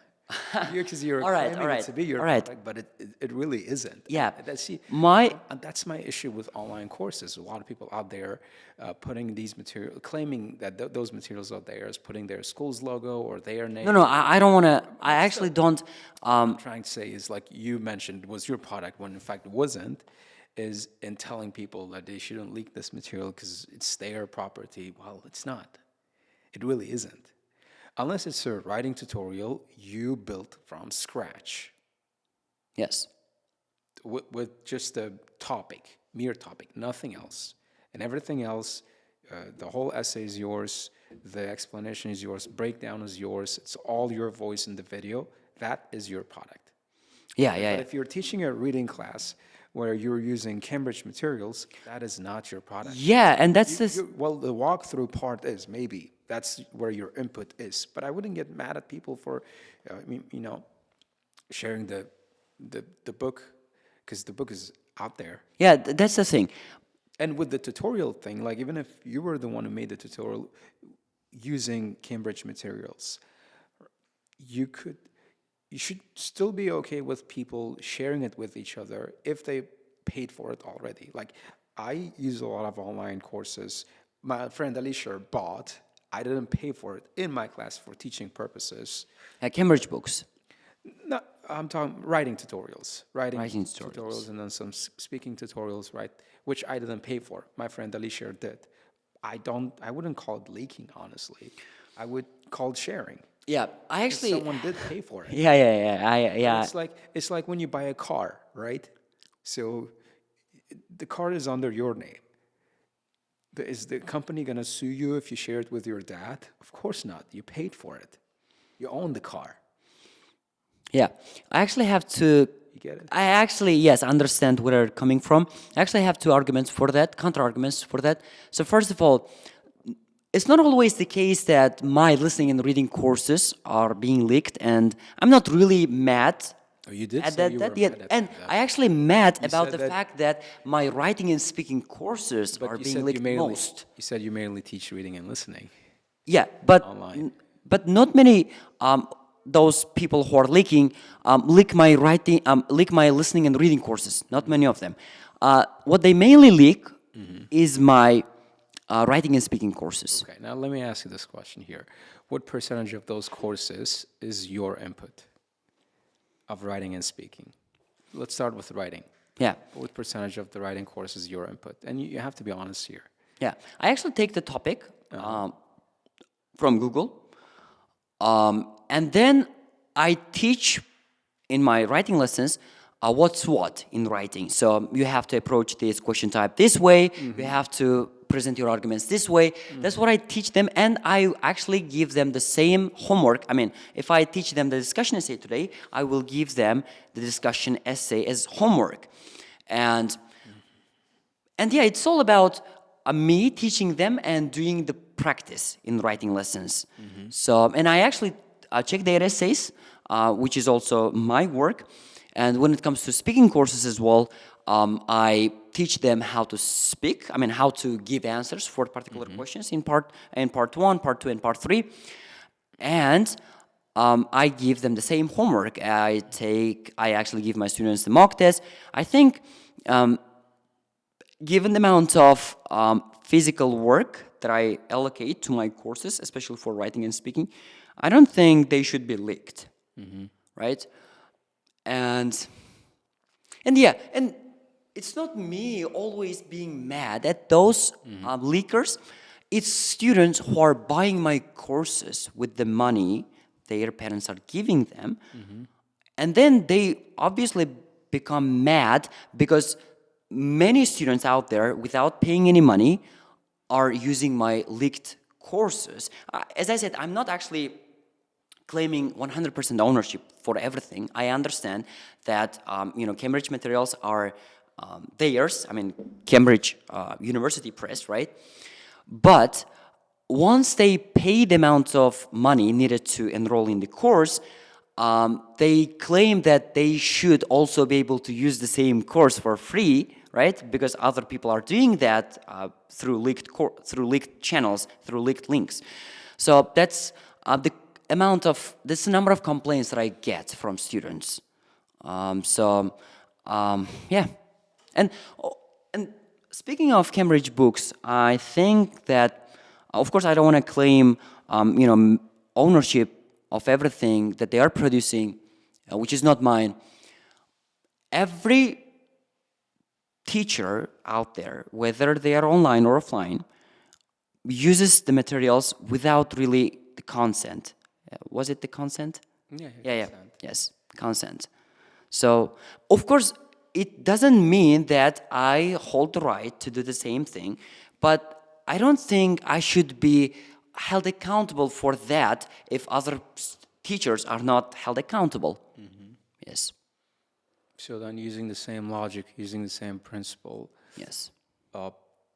don't you think leakers also don't deserve being held accountable? Right? Because if other people are also leaking, All right. see, Okay. because in Cambridge Press's eyes, we are the leakers. So you're making the claim as one of the leakers that, well, if other teachers are leaking, why shouldn't I be leaking? So what would you say if you got the same response from your leakers? So if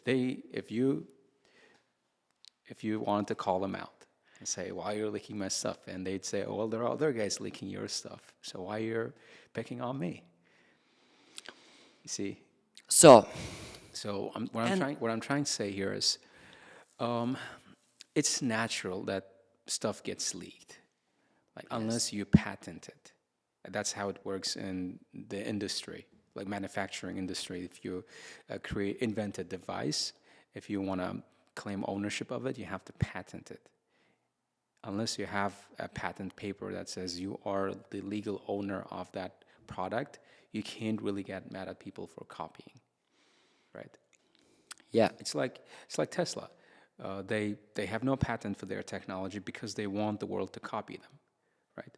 But if you wanted to copy, say, that audio mixer, but it's patented, you'd be in trouble because it's not your product, and it has a patent, a paper that says there is a legal owner, and other people cannot manufacture it without that owner's consent. Do you have that patent? If no, then you should get mad at people. Okay. I wouldn't get mad at people if I ever started an online course and they started leaking me materials. Yeah. Because once you put something up on the internet, everyone can see it, even if they're not in it. So yeah, my final words about those things is that are that you can actually agree with the fact that they leak your courses and then share them with their friends for free. But what's happening quite recently is that they are actually selling your product at a lower price. So they are not doing any work. They are just buying your course and then selling it a lower price, which actually significantly reduces the number of students you can get. Okay. Did you make a post saying that stay away from scammers? Everybody knows that, but Have you ever, like, publicly, not publicly? Well, sure, we'll get to that part. What I want to know is, do you know of any specific individual who's doing that? Or is it just some rumors you've heard? we couldn't get hold of that person yet. We How did you find out someone is doing it? Yeah, you can see their channels, but they will never allow themselves to be known to the public. Okay, but so you go on their channel. There's your course, and they're Yes. asking money for it. And they are, literally asking money, from their subscribers. Right. If you pay this much money, I will give you the course of Alisher. Okay, got it. So have you taken any measures to deal with it on your channel? Have you reported them Yes. for copyright? And Or have you made a public post saying that this is a scammer selling my course without my consent, don't buy it? Because those people who would want to buy your course most probably know you and follow you, and they would probably see that post. yes. So have you ever made such claim post Yes. on your channel? Yes, and there is actually a trade-off to that. So which is promoting them on your channel by default without you noticing it, because students Have you don't made really that post? Yes. You did make a post Yes, saying but- that don't buy a course from this channel, it's a scam. Yeah. Actually, I was holding a demo lesson yesterday before coming to Bukhara, and that same guy posted on his channel that his subscribers should text. And actually, the name of that channel is Skill Swap, I think. He actually told his subscribers to text Skill Swap gives you this course for free when I was holding a demo lesson. And I actually, at the end of the demo lesson, of course, if anybody is interested in buying my course, I will introduce them to the course format, right? And when I was doing that, I started receiving messages in my comment section that SkillSwap gives you this course for free. And that's the next level of disappointing other teachers, right? On behalf of those people, like leakers. How about you, do you have your courses over Zoom or Telegram? Telegram video call. How do you do that? So most of the time I teach them on Telegram. So you have video call. Yes. And then for the better quality, I hold my online lessons on Zoom. Because even though sometimes the internet, lags, right? You can actually have a better quality video lesson on Zoom. That's one of the advantages of using Zoom for such meetings, right? And I believe that whoever is able to use Zoom properly is a student who has enough knowledge of technologies, right? Because some students actually, even if you teach them how to use Zoom, they cannot download Zoom, right? Some students can't really do that. And if you have students, let's say, able to use Zoom, you know that they are conscious. They are conscious of technologies that they are using. So, yeah, and that's the main difference between between people preferring Zoom and those preferring Telegram. Because Telegram is much easier to understand, but when it comes to the quality of the lesson, I think Zoom is better, yeah. Is there any way of making your classes private? What I would do if I ever wanted to run an online course, I would create a special link and share it with only those people who made the payment. So, then someone might be able to record the video on their phone and then share it after the course, right? Like in your hypothetical case or in my case? Yeah, well, you can try that in your case as well. So generate this. What if one of those students is the one who is leaking your courses? You cannot really be sure about I mean, that should be fine if someone leaks your course. No. I'm not really against the whole idea of leaking, because in one way or another, with the selling part, the Telegram will take action. You just have to report them. Yes. And say, this is my actual contact. Please get back to me. Someone is making money off of people selling my product, and this is dishonest. Or you can contact Telegram. They got their customer service number somewhere. Yes, I did that, but there was no success basically because his channel is growing. is growing so rapidly that it has become almost impossible to just get him reported. You didn't get a response from Telegram? No, no. You contacted them? Yes, many times, but I have received zero reply. So that's something. How about their phone number? Do they have a phone number you can call? No, I didn't really bother. Oh, you might want to try that as well. Yes, yes, hopefully. And we'll sort things out, hopefully. Because I'm sure it's a pretty common thing for Telegram, with people scamming and making money off of others, right? And then there must have some kind of a policy to deal with those abusers. So you might want to look into that as well. Yeah, hopefully I will deal with that. And of course, like you said, I should probably increase my own input too, personal input, so that I will become more, I would say, entitled to claim that everything is mine, or at least 99% of the time, everything is mine. Hopefully, yeah. So we did quite a bit of talking about online teaching. Something else I want to get into is your personal interests. What do you find yourself doing when you're not working? I will probably sleep. So, yeah, all jokes aside, I actually work 12 to 14 hours every single day. If you, let's say, add every hour, every waking hour of me working. But other than this, I tend to play football. I read books, but I'm not an avid reader. Of course, I am interested in reading books. So what's the last book you read? It was Bygone Days by Abdullah Qadri. In Uzbek? Uzbek, yes. Yeah, it was quite impactful, I would say, because the writer himself said that anyone reading this should read this book 5 times to really understand the core value of this book.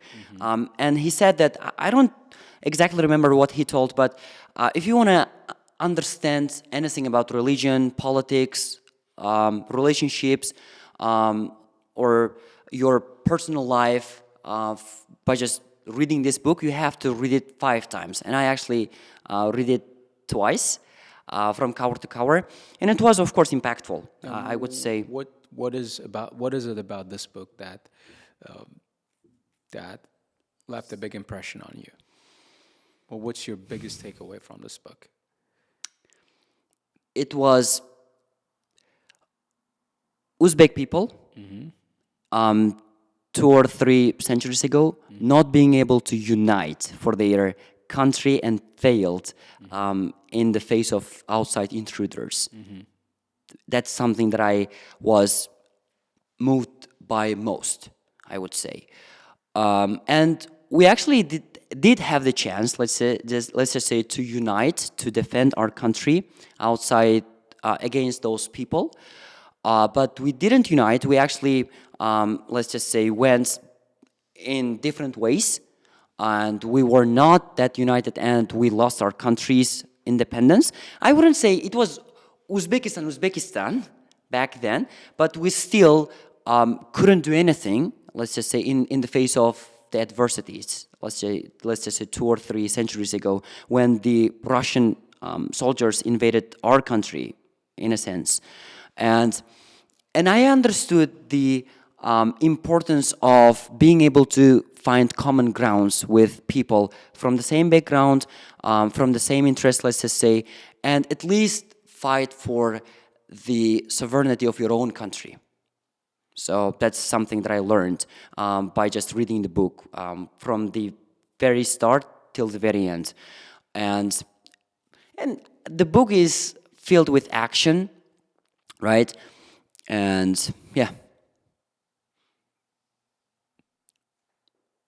Did you read it? Was it in English or was No. I actually couldn't find the English version. I think it's really hard. I think it's been translated into English very recently. I don't think they are yet available for sales. I don't think they are available for sales. So I actually read the book in Uzbek. I've actually seen an American guy translate it into Yes. to English. Last year, I think it must have been last year. Yeah. Right. Have you ever read any English books? Yes. I actually tend to like reading the mainstream books. Alchemist, one of the books that I found most impactful, because it is an indication of a person with sheer sense of, let's just say, adventure, to just chase after something that they believe it in. So, for example, in my case, it was a 9, right? So, by reading that book from cover to cover, I came to understand that if you want to achieve something, right, you shouldn't actually give up on your dream. And of course, it sounds banal, it sounds cliche, my saying this, but if you quit halfway through, you are guaranteed to fail. You're not able to get it. But even if you cannot get it at the end of your tries, right, through trial and error, you at least don't have regrets because you have at least tried. So that's what the book taught me, right? At least trying. I think it was about shepherd, right? Trying to find the treasure. So he was actually in the quest of that treasure. So yeah. How about podcasts? Do you like watching podcasts? Podcast. So yeah, the only way that I can get the real valuable content is on YouTube, right? Because there are endless numbers of podcasts on YouTube, right? That you cannot possibly consume in your natural human life. So, but once I go onto YouTube, I become easily distracted, right? Even though it's kind of filtered on YouTube, that's what I like about YouTube most. Unlike Instagram, which I haven't been using for the better part of 2 or 3 years now, I actually stay away from using Instagram because it's full of garbage. And even though it's filtered on YouTube, you cannot really post anything or you cannot really be exposed to any content on YouTube. I get easily distracted. But if I think that I am attracted to any YouTube content, I would say it is motivational content. Sometimes I just watch the podcast of Alex Hormozy and Chris Williamson. But the idea of getting motivation from someone has lost its significance for me, because unless you are taking the action for yourself, I don't think any of the words that those people are saying can help you, right? So you can actually get the dopamine fix, right, for a short period of time, and it will go away after you are done watching those podcasts. So, and I like the podcast of Joe Rogan, right? So he actually, what I like about Joe Rogan most is that he actually asks intelligent questions from the guests he has, right? And he also has guests from with big reputations in society, like Elon Musk, right? Donald Trump, Zuckerberg, let's say. What's your most favorite episode of his? It was him with, I think, I cannot exactly remember the guy's name. He's a famous guy, but they actually delved into dinosaurs topics. Let's just say scientific podcast. I actually like scientific podcasts a lot, and it was one of my favorite podcasts. And they actually covered the, let's just say, theory of evolution. I don't really put so much importance to the idea of evolution. I actually don't want to get stoned to death by just in the comment section for mentioning this. But they were actually talking about this, and they talked about the evolution of dinosaurs and their dominance on Earth. I actually get intrigued by such topics a lot. So I'm not one of those people who finds, let's just say, entertaining content useful or entertaining content interesting. Right? I actually want to get exposed to educational content as much as possible so that I will get the value for the amount of time that I'm spending on that podcast. So, yeah. Well, yeah, Joe Rogan, and he's one of my favorites too. Yes. I've been listening to his podcast for as long as I can remember. Yeah, one of the inspirations behind this podcast, by the way. Yeah. Is Joe Rogan? Yeah. Well, before we started this podcast, we were thinking, right? the US, they got Joe Rogan in Tashkent. They got some guy doing a podcast. Yeah, yeah. We got doing podcasts in Bukhara. And Yes. we couldn't think of anyone, so we said, why not us? So that's how this idea came about. Yes, I think from my observations of your podcast, I think you are also developing in terms of the quality of podcasts. Let's just say the effects, let's just say the background. I don't think there is any change in the background, but still, in the first podcast of yours, you were barely visible. Yeah, I actually remember that. It's all that guy's fault right there. All right, okay. That guy sitting behind the camera. I hate pointing fingers. Barely visible, yes. But I can't help doing it right now. And yeah. How do you like this background, by the way? Yeah, I think it doesn't attract attention. It shouldn't, actually. It shouldn't, because the audience focus should be on you, right? Are you hearing this, Mr. Abdul Malik? I want him to hear this, right? Because we need this feedback really right now. Because they all usually come up to me with all these ideas. We should put this up there. We should do this. We should do that. I don't think you should change any of that. So, and again, when you started posting the links for your podcast, I don't think there was a high level of engagement towards your podcast in the initial attempt. I believe there was, I think, a zero level of attention, I would say. But once you kept doing that, I think the level of interest towards your podcast has increased. And that's one of the reasons I came to Bukhara, let's just say, for making this podcast happen. And I actually wanted to be part of this podcast one day. And I actually watched this podcast of yours with Babar John, the youngest niner before me.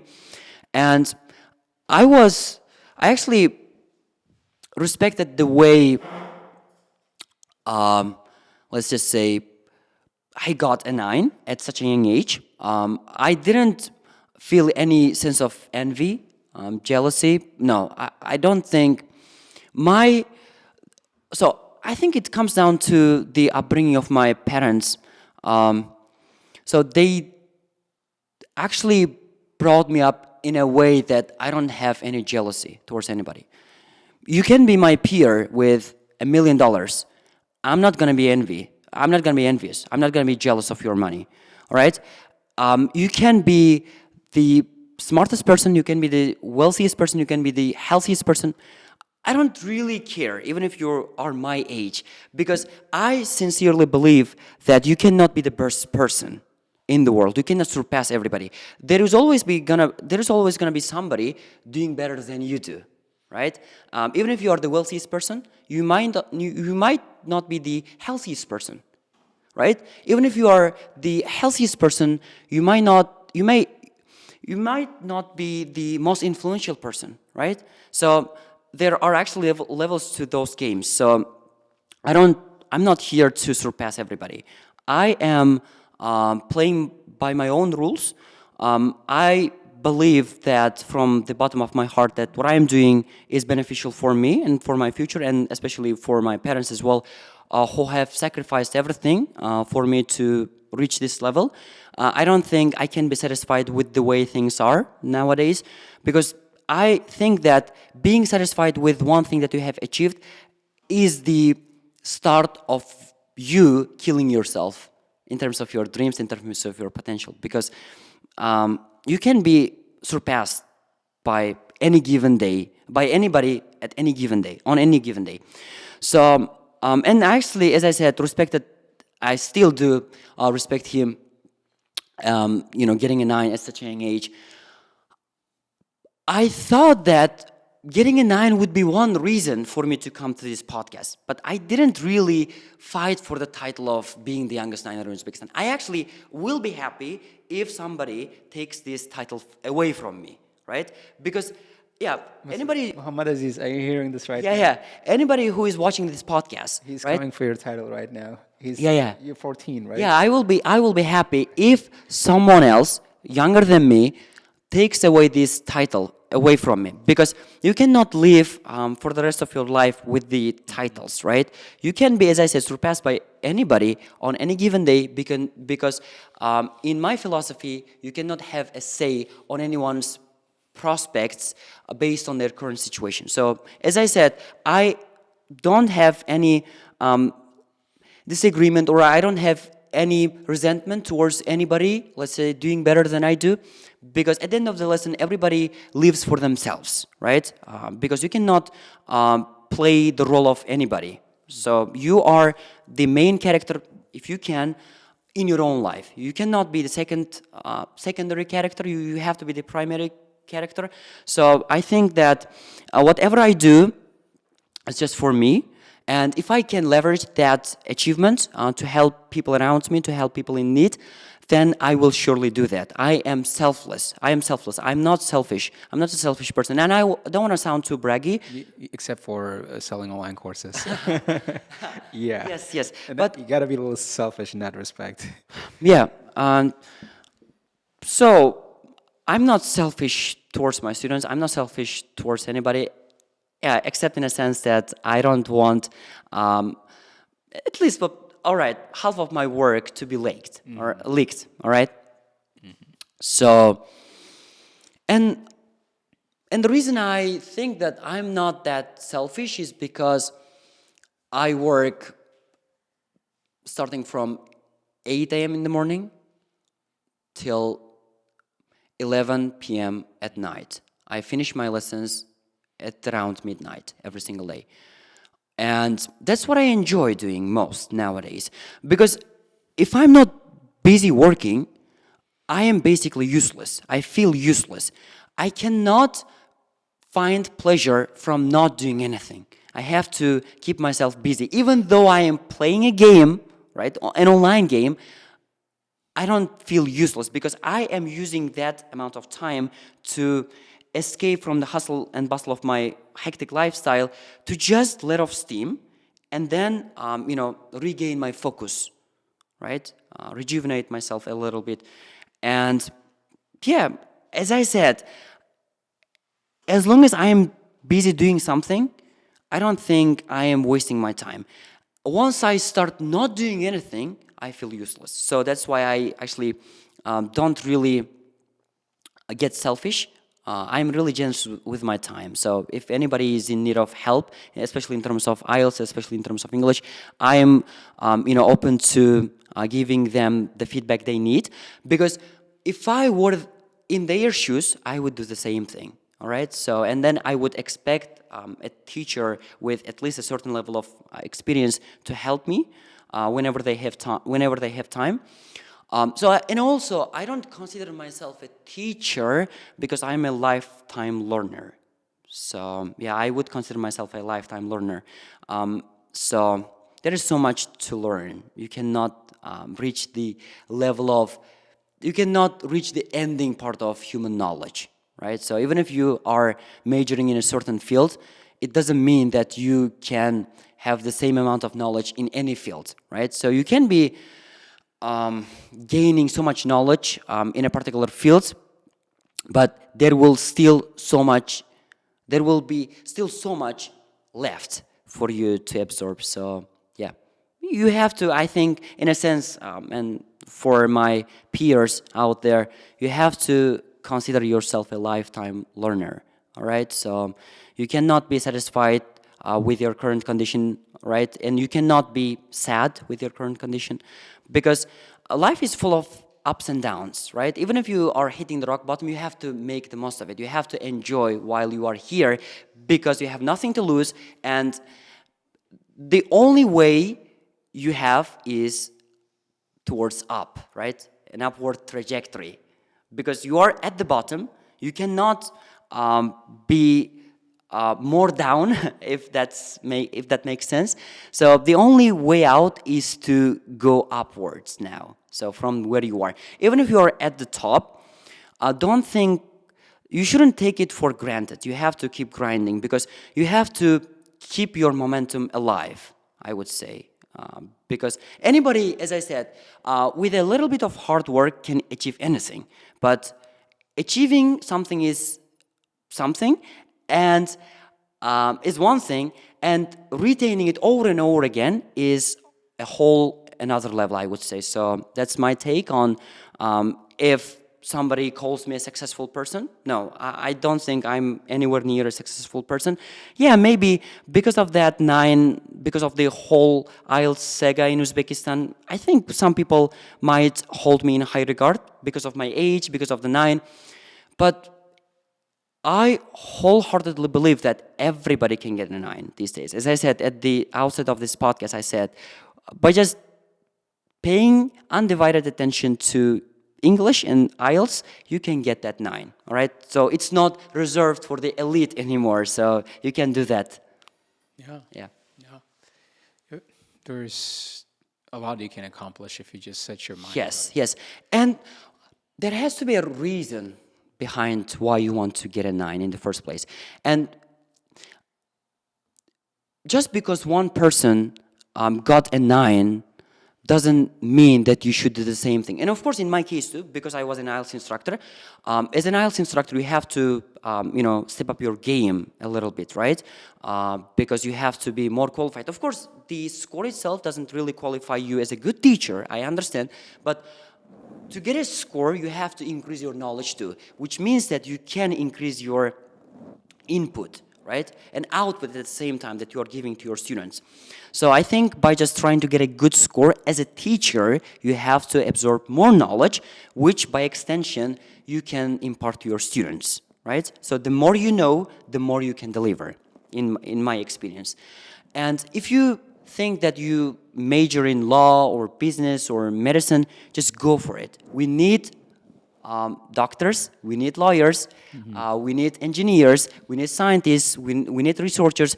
Please don't let's just say try to get a 9 if you think you don't really need it, if you think that you're not going to teach IELTS, okay?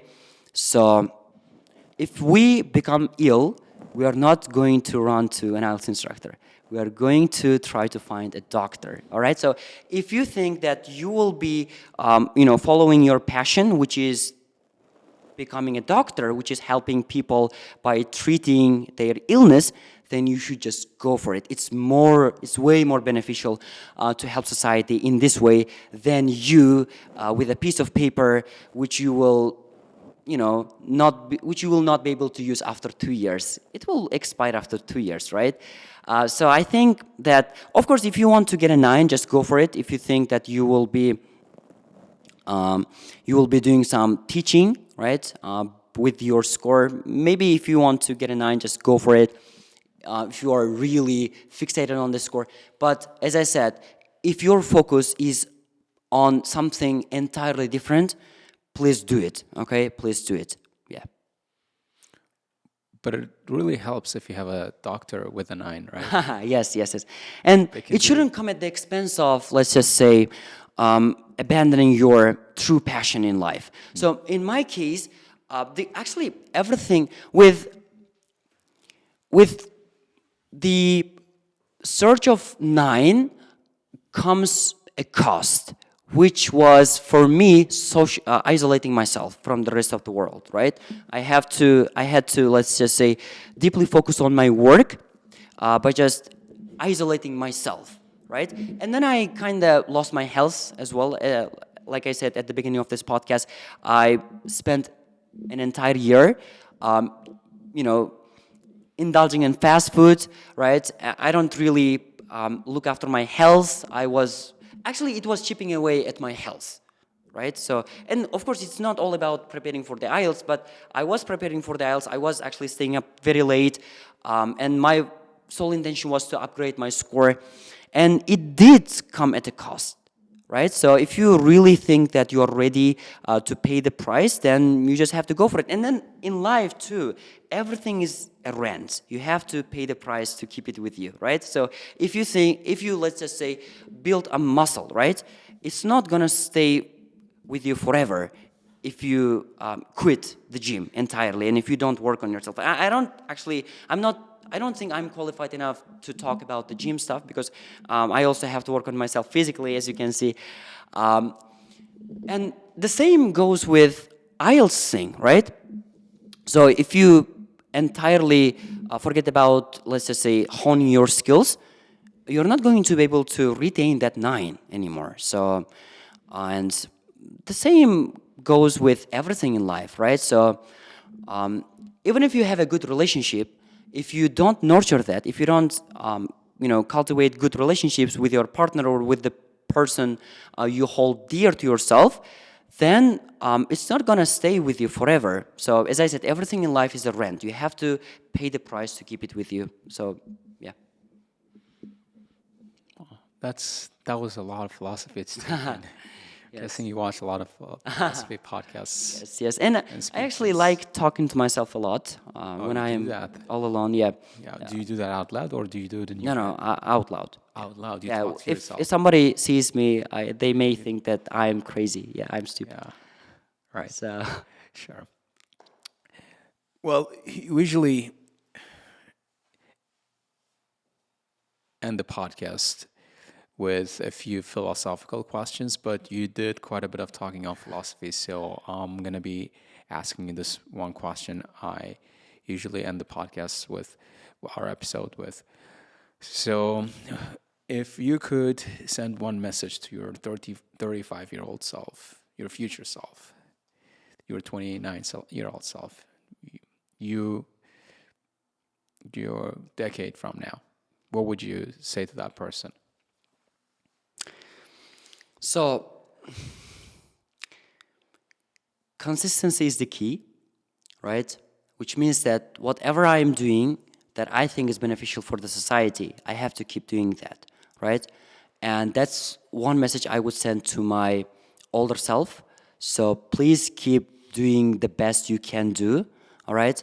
Never quit on the things that you think are beneficial or useful to your community members, because at the end of the day, okay, everybody's gonna die. Everybody's gonna die. Whatever you did, right? So even if you are the worst person, even if you are the best person, you are going to die, and nobody's gonna remember you after 3 generations. But if you can help people around you, right? They depend on you. You are just multiplying your existence by touching their lives, right? So if you are greedy, if you are self-absorbed, right, you're just living for yourself, right? And if you don't do that, if you do quite the opposite, right, you're touching the lives of however thousands of people, right? So you cannot really measure that.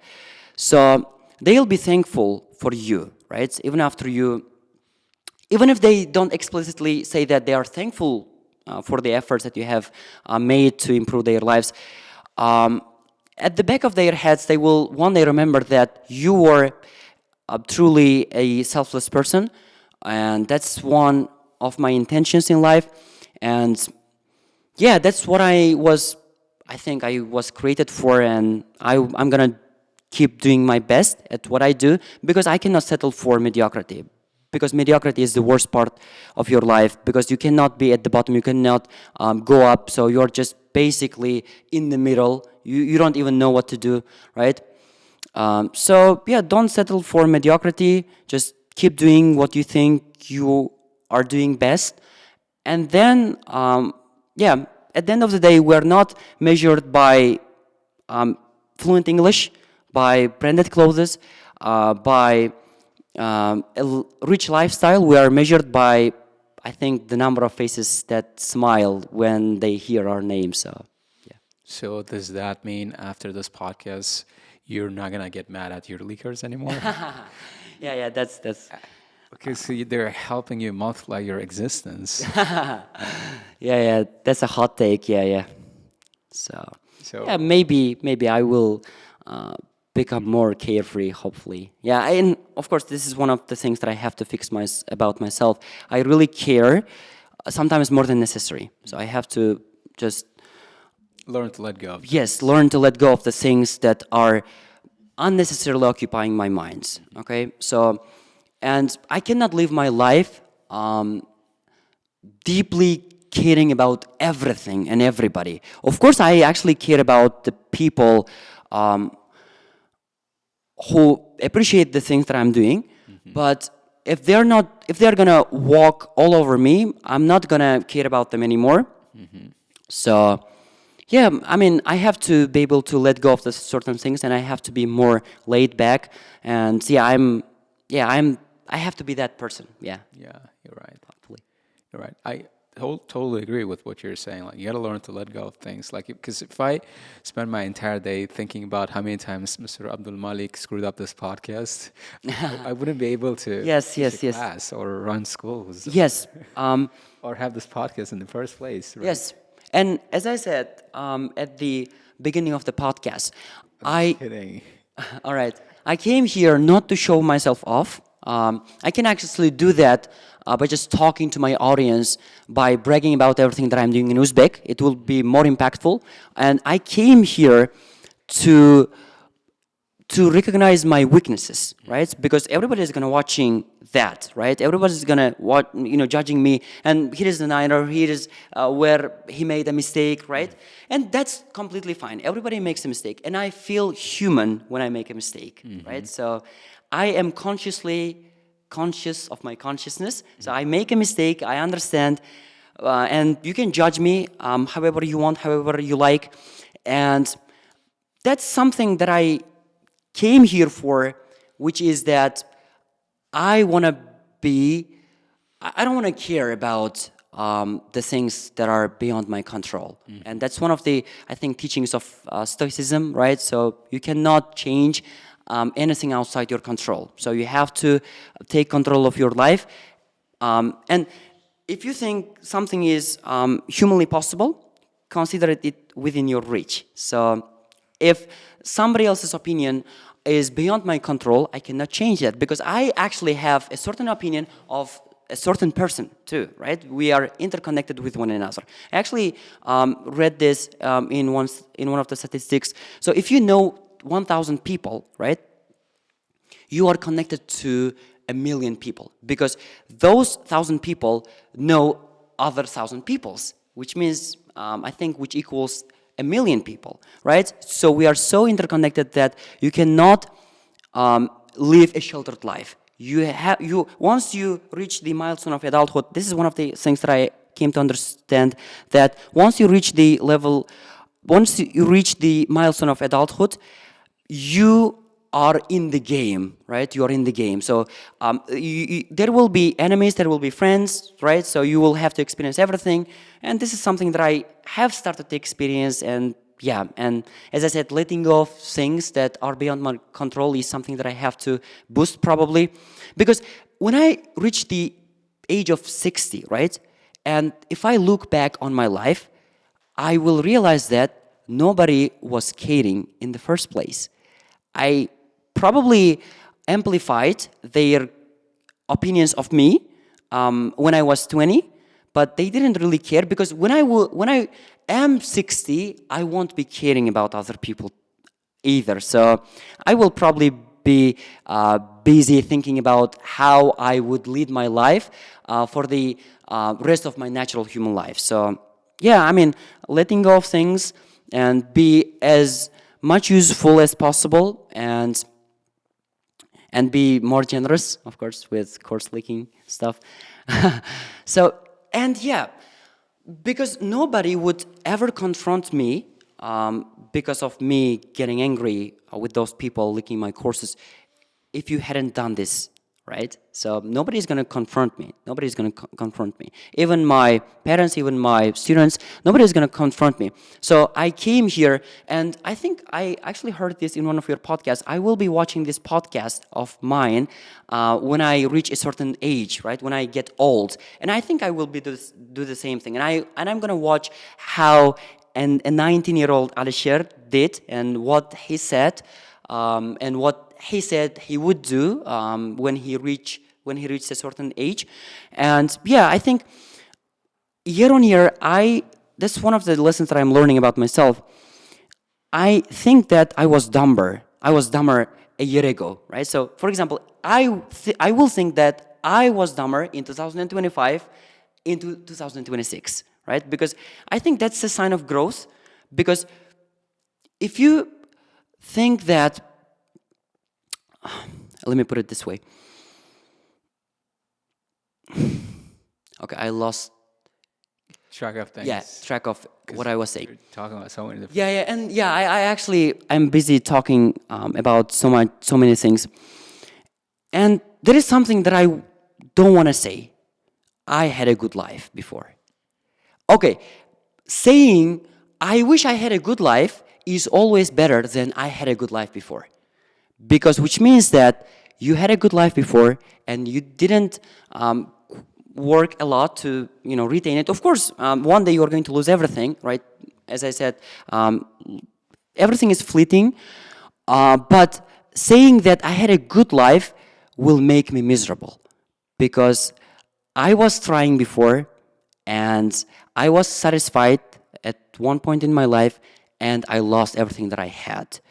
So, yeah, as I said, saying I had a good life before is something that I will probably regret most if I do that, right? So I don't want any year of my life to be the best year of my life. So I think as long as I'm alive, I will try to make it even better. So, for example, if getting a 9 in 2024 was the best thing that I could achieve, right? That I achieved, in 2025, I want to do so many more things, right? So coming to this podcast is will probably be one of the best highlights of 2025. I guarantee, right? And because that's something that I'm doing out of grit, in a sense that I am letting myself be vulnerable to a wide audience, right?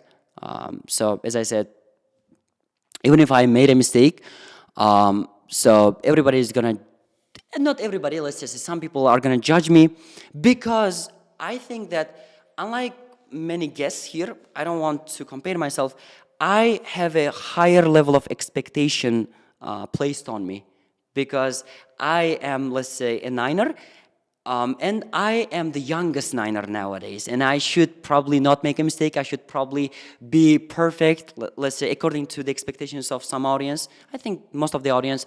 But still, as I said, making a mistake is one part of human nature, and you just have to act on the feedback that other people give you. So, for example, I actually got the feedback from you that I have to probably be more generous with my courses being leaked, or I have to make myself more legit, in a sense that everything that I am claiming ownership over is mine. So there are basically two choices. This is something that this input of yours is something that I will keep in mind until I actually fix this problem. So I kind of, got my problem solved here.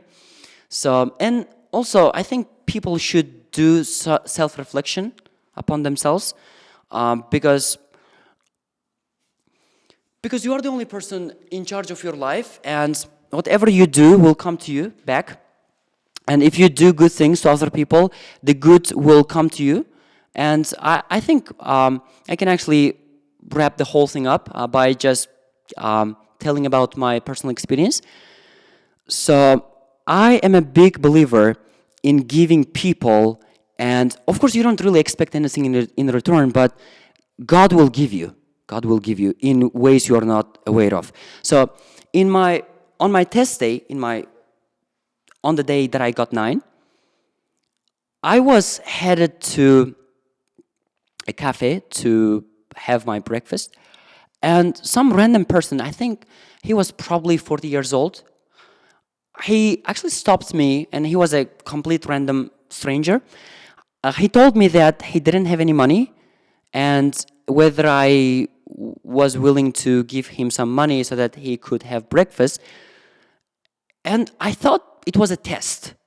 It was a real test, maybe probably from God, because maybe at the time God might have been saying this: if you pass this test, I will give you what you want. That's probably the message that I may have gotten, right? And I agreed, because money is not a big deal, especially helping other people.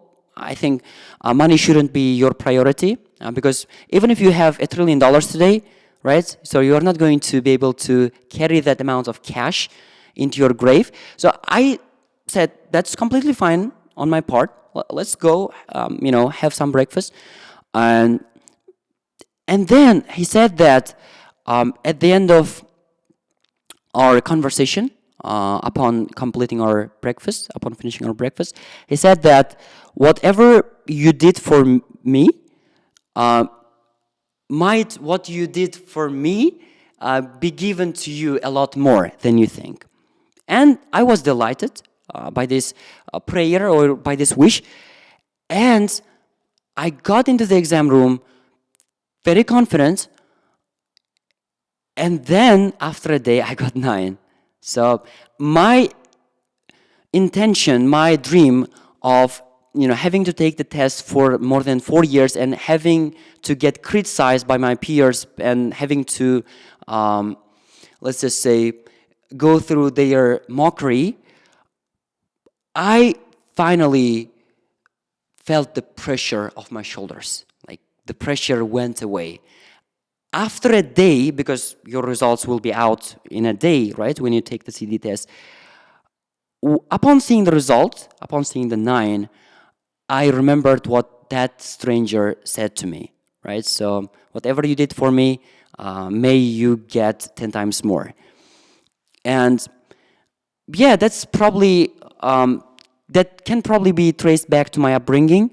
My parents were never selfish, especially when it comes to our education. As I said, my father sold the car just for me to take the test with my brother, right? I got 6 and he got 5.5 at the age of 13. And I actually promised my father back then, as I said multiple times. And now this year, by the will of God, of course, and of course after seeing so much effort, going into that, I actually bought my father a better car, and he's happy. And I think that, as I said, whatever you put your mind to, I think you can achieve it. You can achieve it. And so, yeah, I probably should say that quitting is never the option. So, yeah, you should never quit. That's a lot taken. It's a lot taken. You touched on so many different things. It's basically, you walked us through pretty much everything that... I am, because my life is chaos. Pretty much everything that has happened over the years, over the past few years in your life, in great detail. In great detail. Thank you. I heard I heard a mix of Alex Hormozy and some of my lines, and that's right. Yeah, so like you can tell because I'm a parts. die-hard fan of you, Alisher and you. I actually took a picture with Alisher 3 days before I got 9, and he actually went to the annual meeting of IDP, and we took a picture together. And yeah, so and I see all that sort of come here.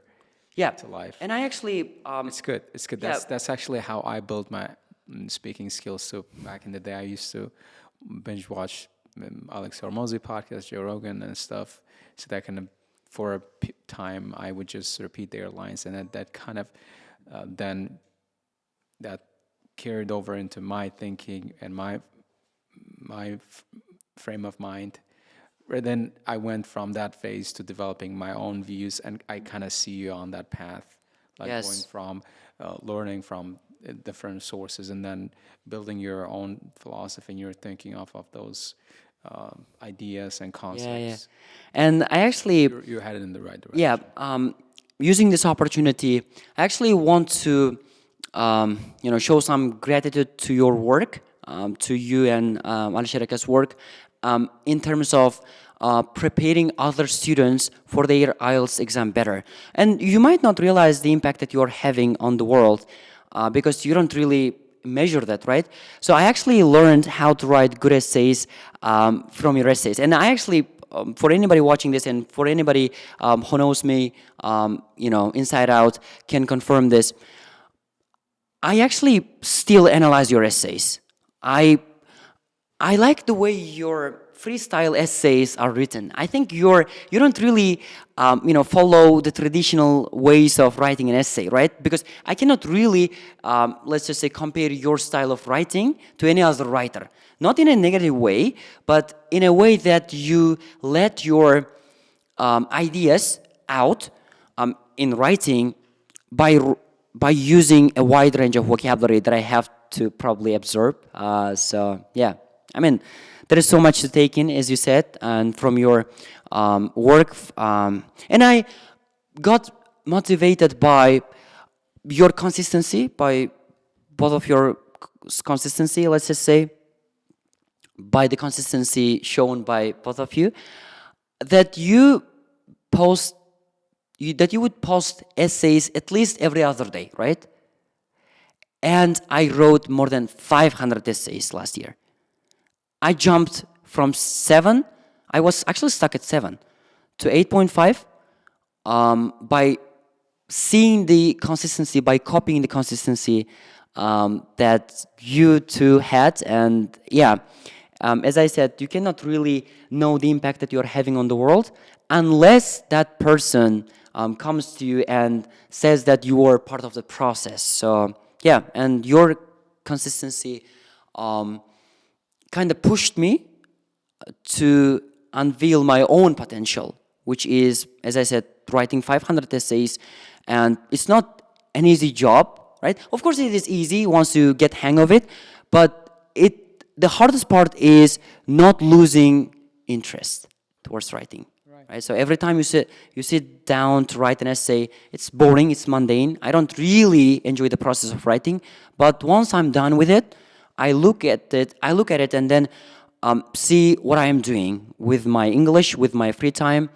So yeah, and so like Alex Hormozy once said, success comes down to doing the obvious thing for an inordinate amount of time without convincing yourself you are smarter than you actually are. Yes. So that kind of really what we are doing here is just doing the obvious thing. Yeah, I mean, everything is obvious. You don't really have to buy motivational courses or self-development courses to understand that life is 100% your responsibility, all right? So once that self-improvement course comes to an end, what are you going to do with your life? Are you going to fall back to the valley of your old habits? That's one of the things that I don't remember the author, but Atomic Habits, right?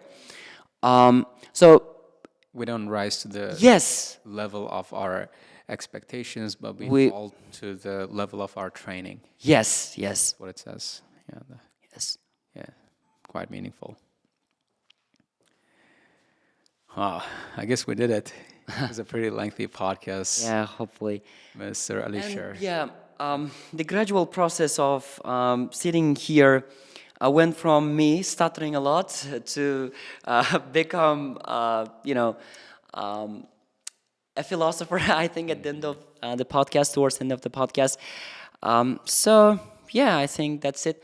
And I don't actually want to leave the final comment. So people shouldn't say that I am schooling them. I am, trying to give them the life lessons by just at the tender age of 19. No, and after having gotten a 9. No, I have always had the same mindset. All right, I will never change, whether I get a 9 or not. I have always had the same mindset. It's probably your opinion amplifying me after getting a 9, trying to teach everybody a life lesson, right? You're just being self-expressive. Yeah. That's what I think of the world. That's what I think of the world. I cannot be just wandering around the world, not doing self-analysis, and then dying for no reason or without consciousness. No. It's not so me. So yeah. Well, there's really. I don't see anything wrong in what you're doing here. You're just expressing yourself. You're just I actually get bombarded with the comments. If people get bored or tired, sick and tired of hearing from you, they can just tune out. Yeah. Right. Everything is in their hands. Take it or leave it. Right, Mr. Alisher, thank you so much for coming on the podcast and sharing with us your personal journey, experiences of how you went from coming from a small town in Andijan to teaching at one of the biggest schools in Tashkent, helping a lot of people, touching many hearts. Hopefully. And after this podcast, you're going to be touching a lot more hearts. And once he starts putting his course out there for free, he's going to be touching even more hearts. All right. Yeah. Okay. Yes. Yes. Yeah, we'll look forward to seeing you again on the podcast. Oh, Thanks thank a lot. you. Thank you. For Thank you. coming. Yeah. All right. All right, guys, if you enjoyed today's episode, don't forget to like our content, subscribe, and leave your comments in the comment section below. I'll see you in the next one. Peace.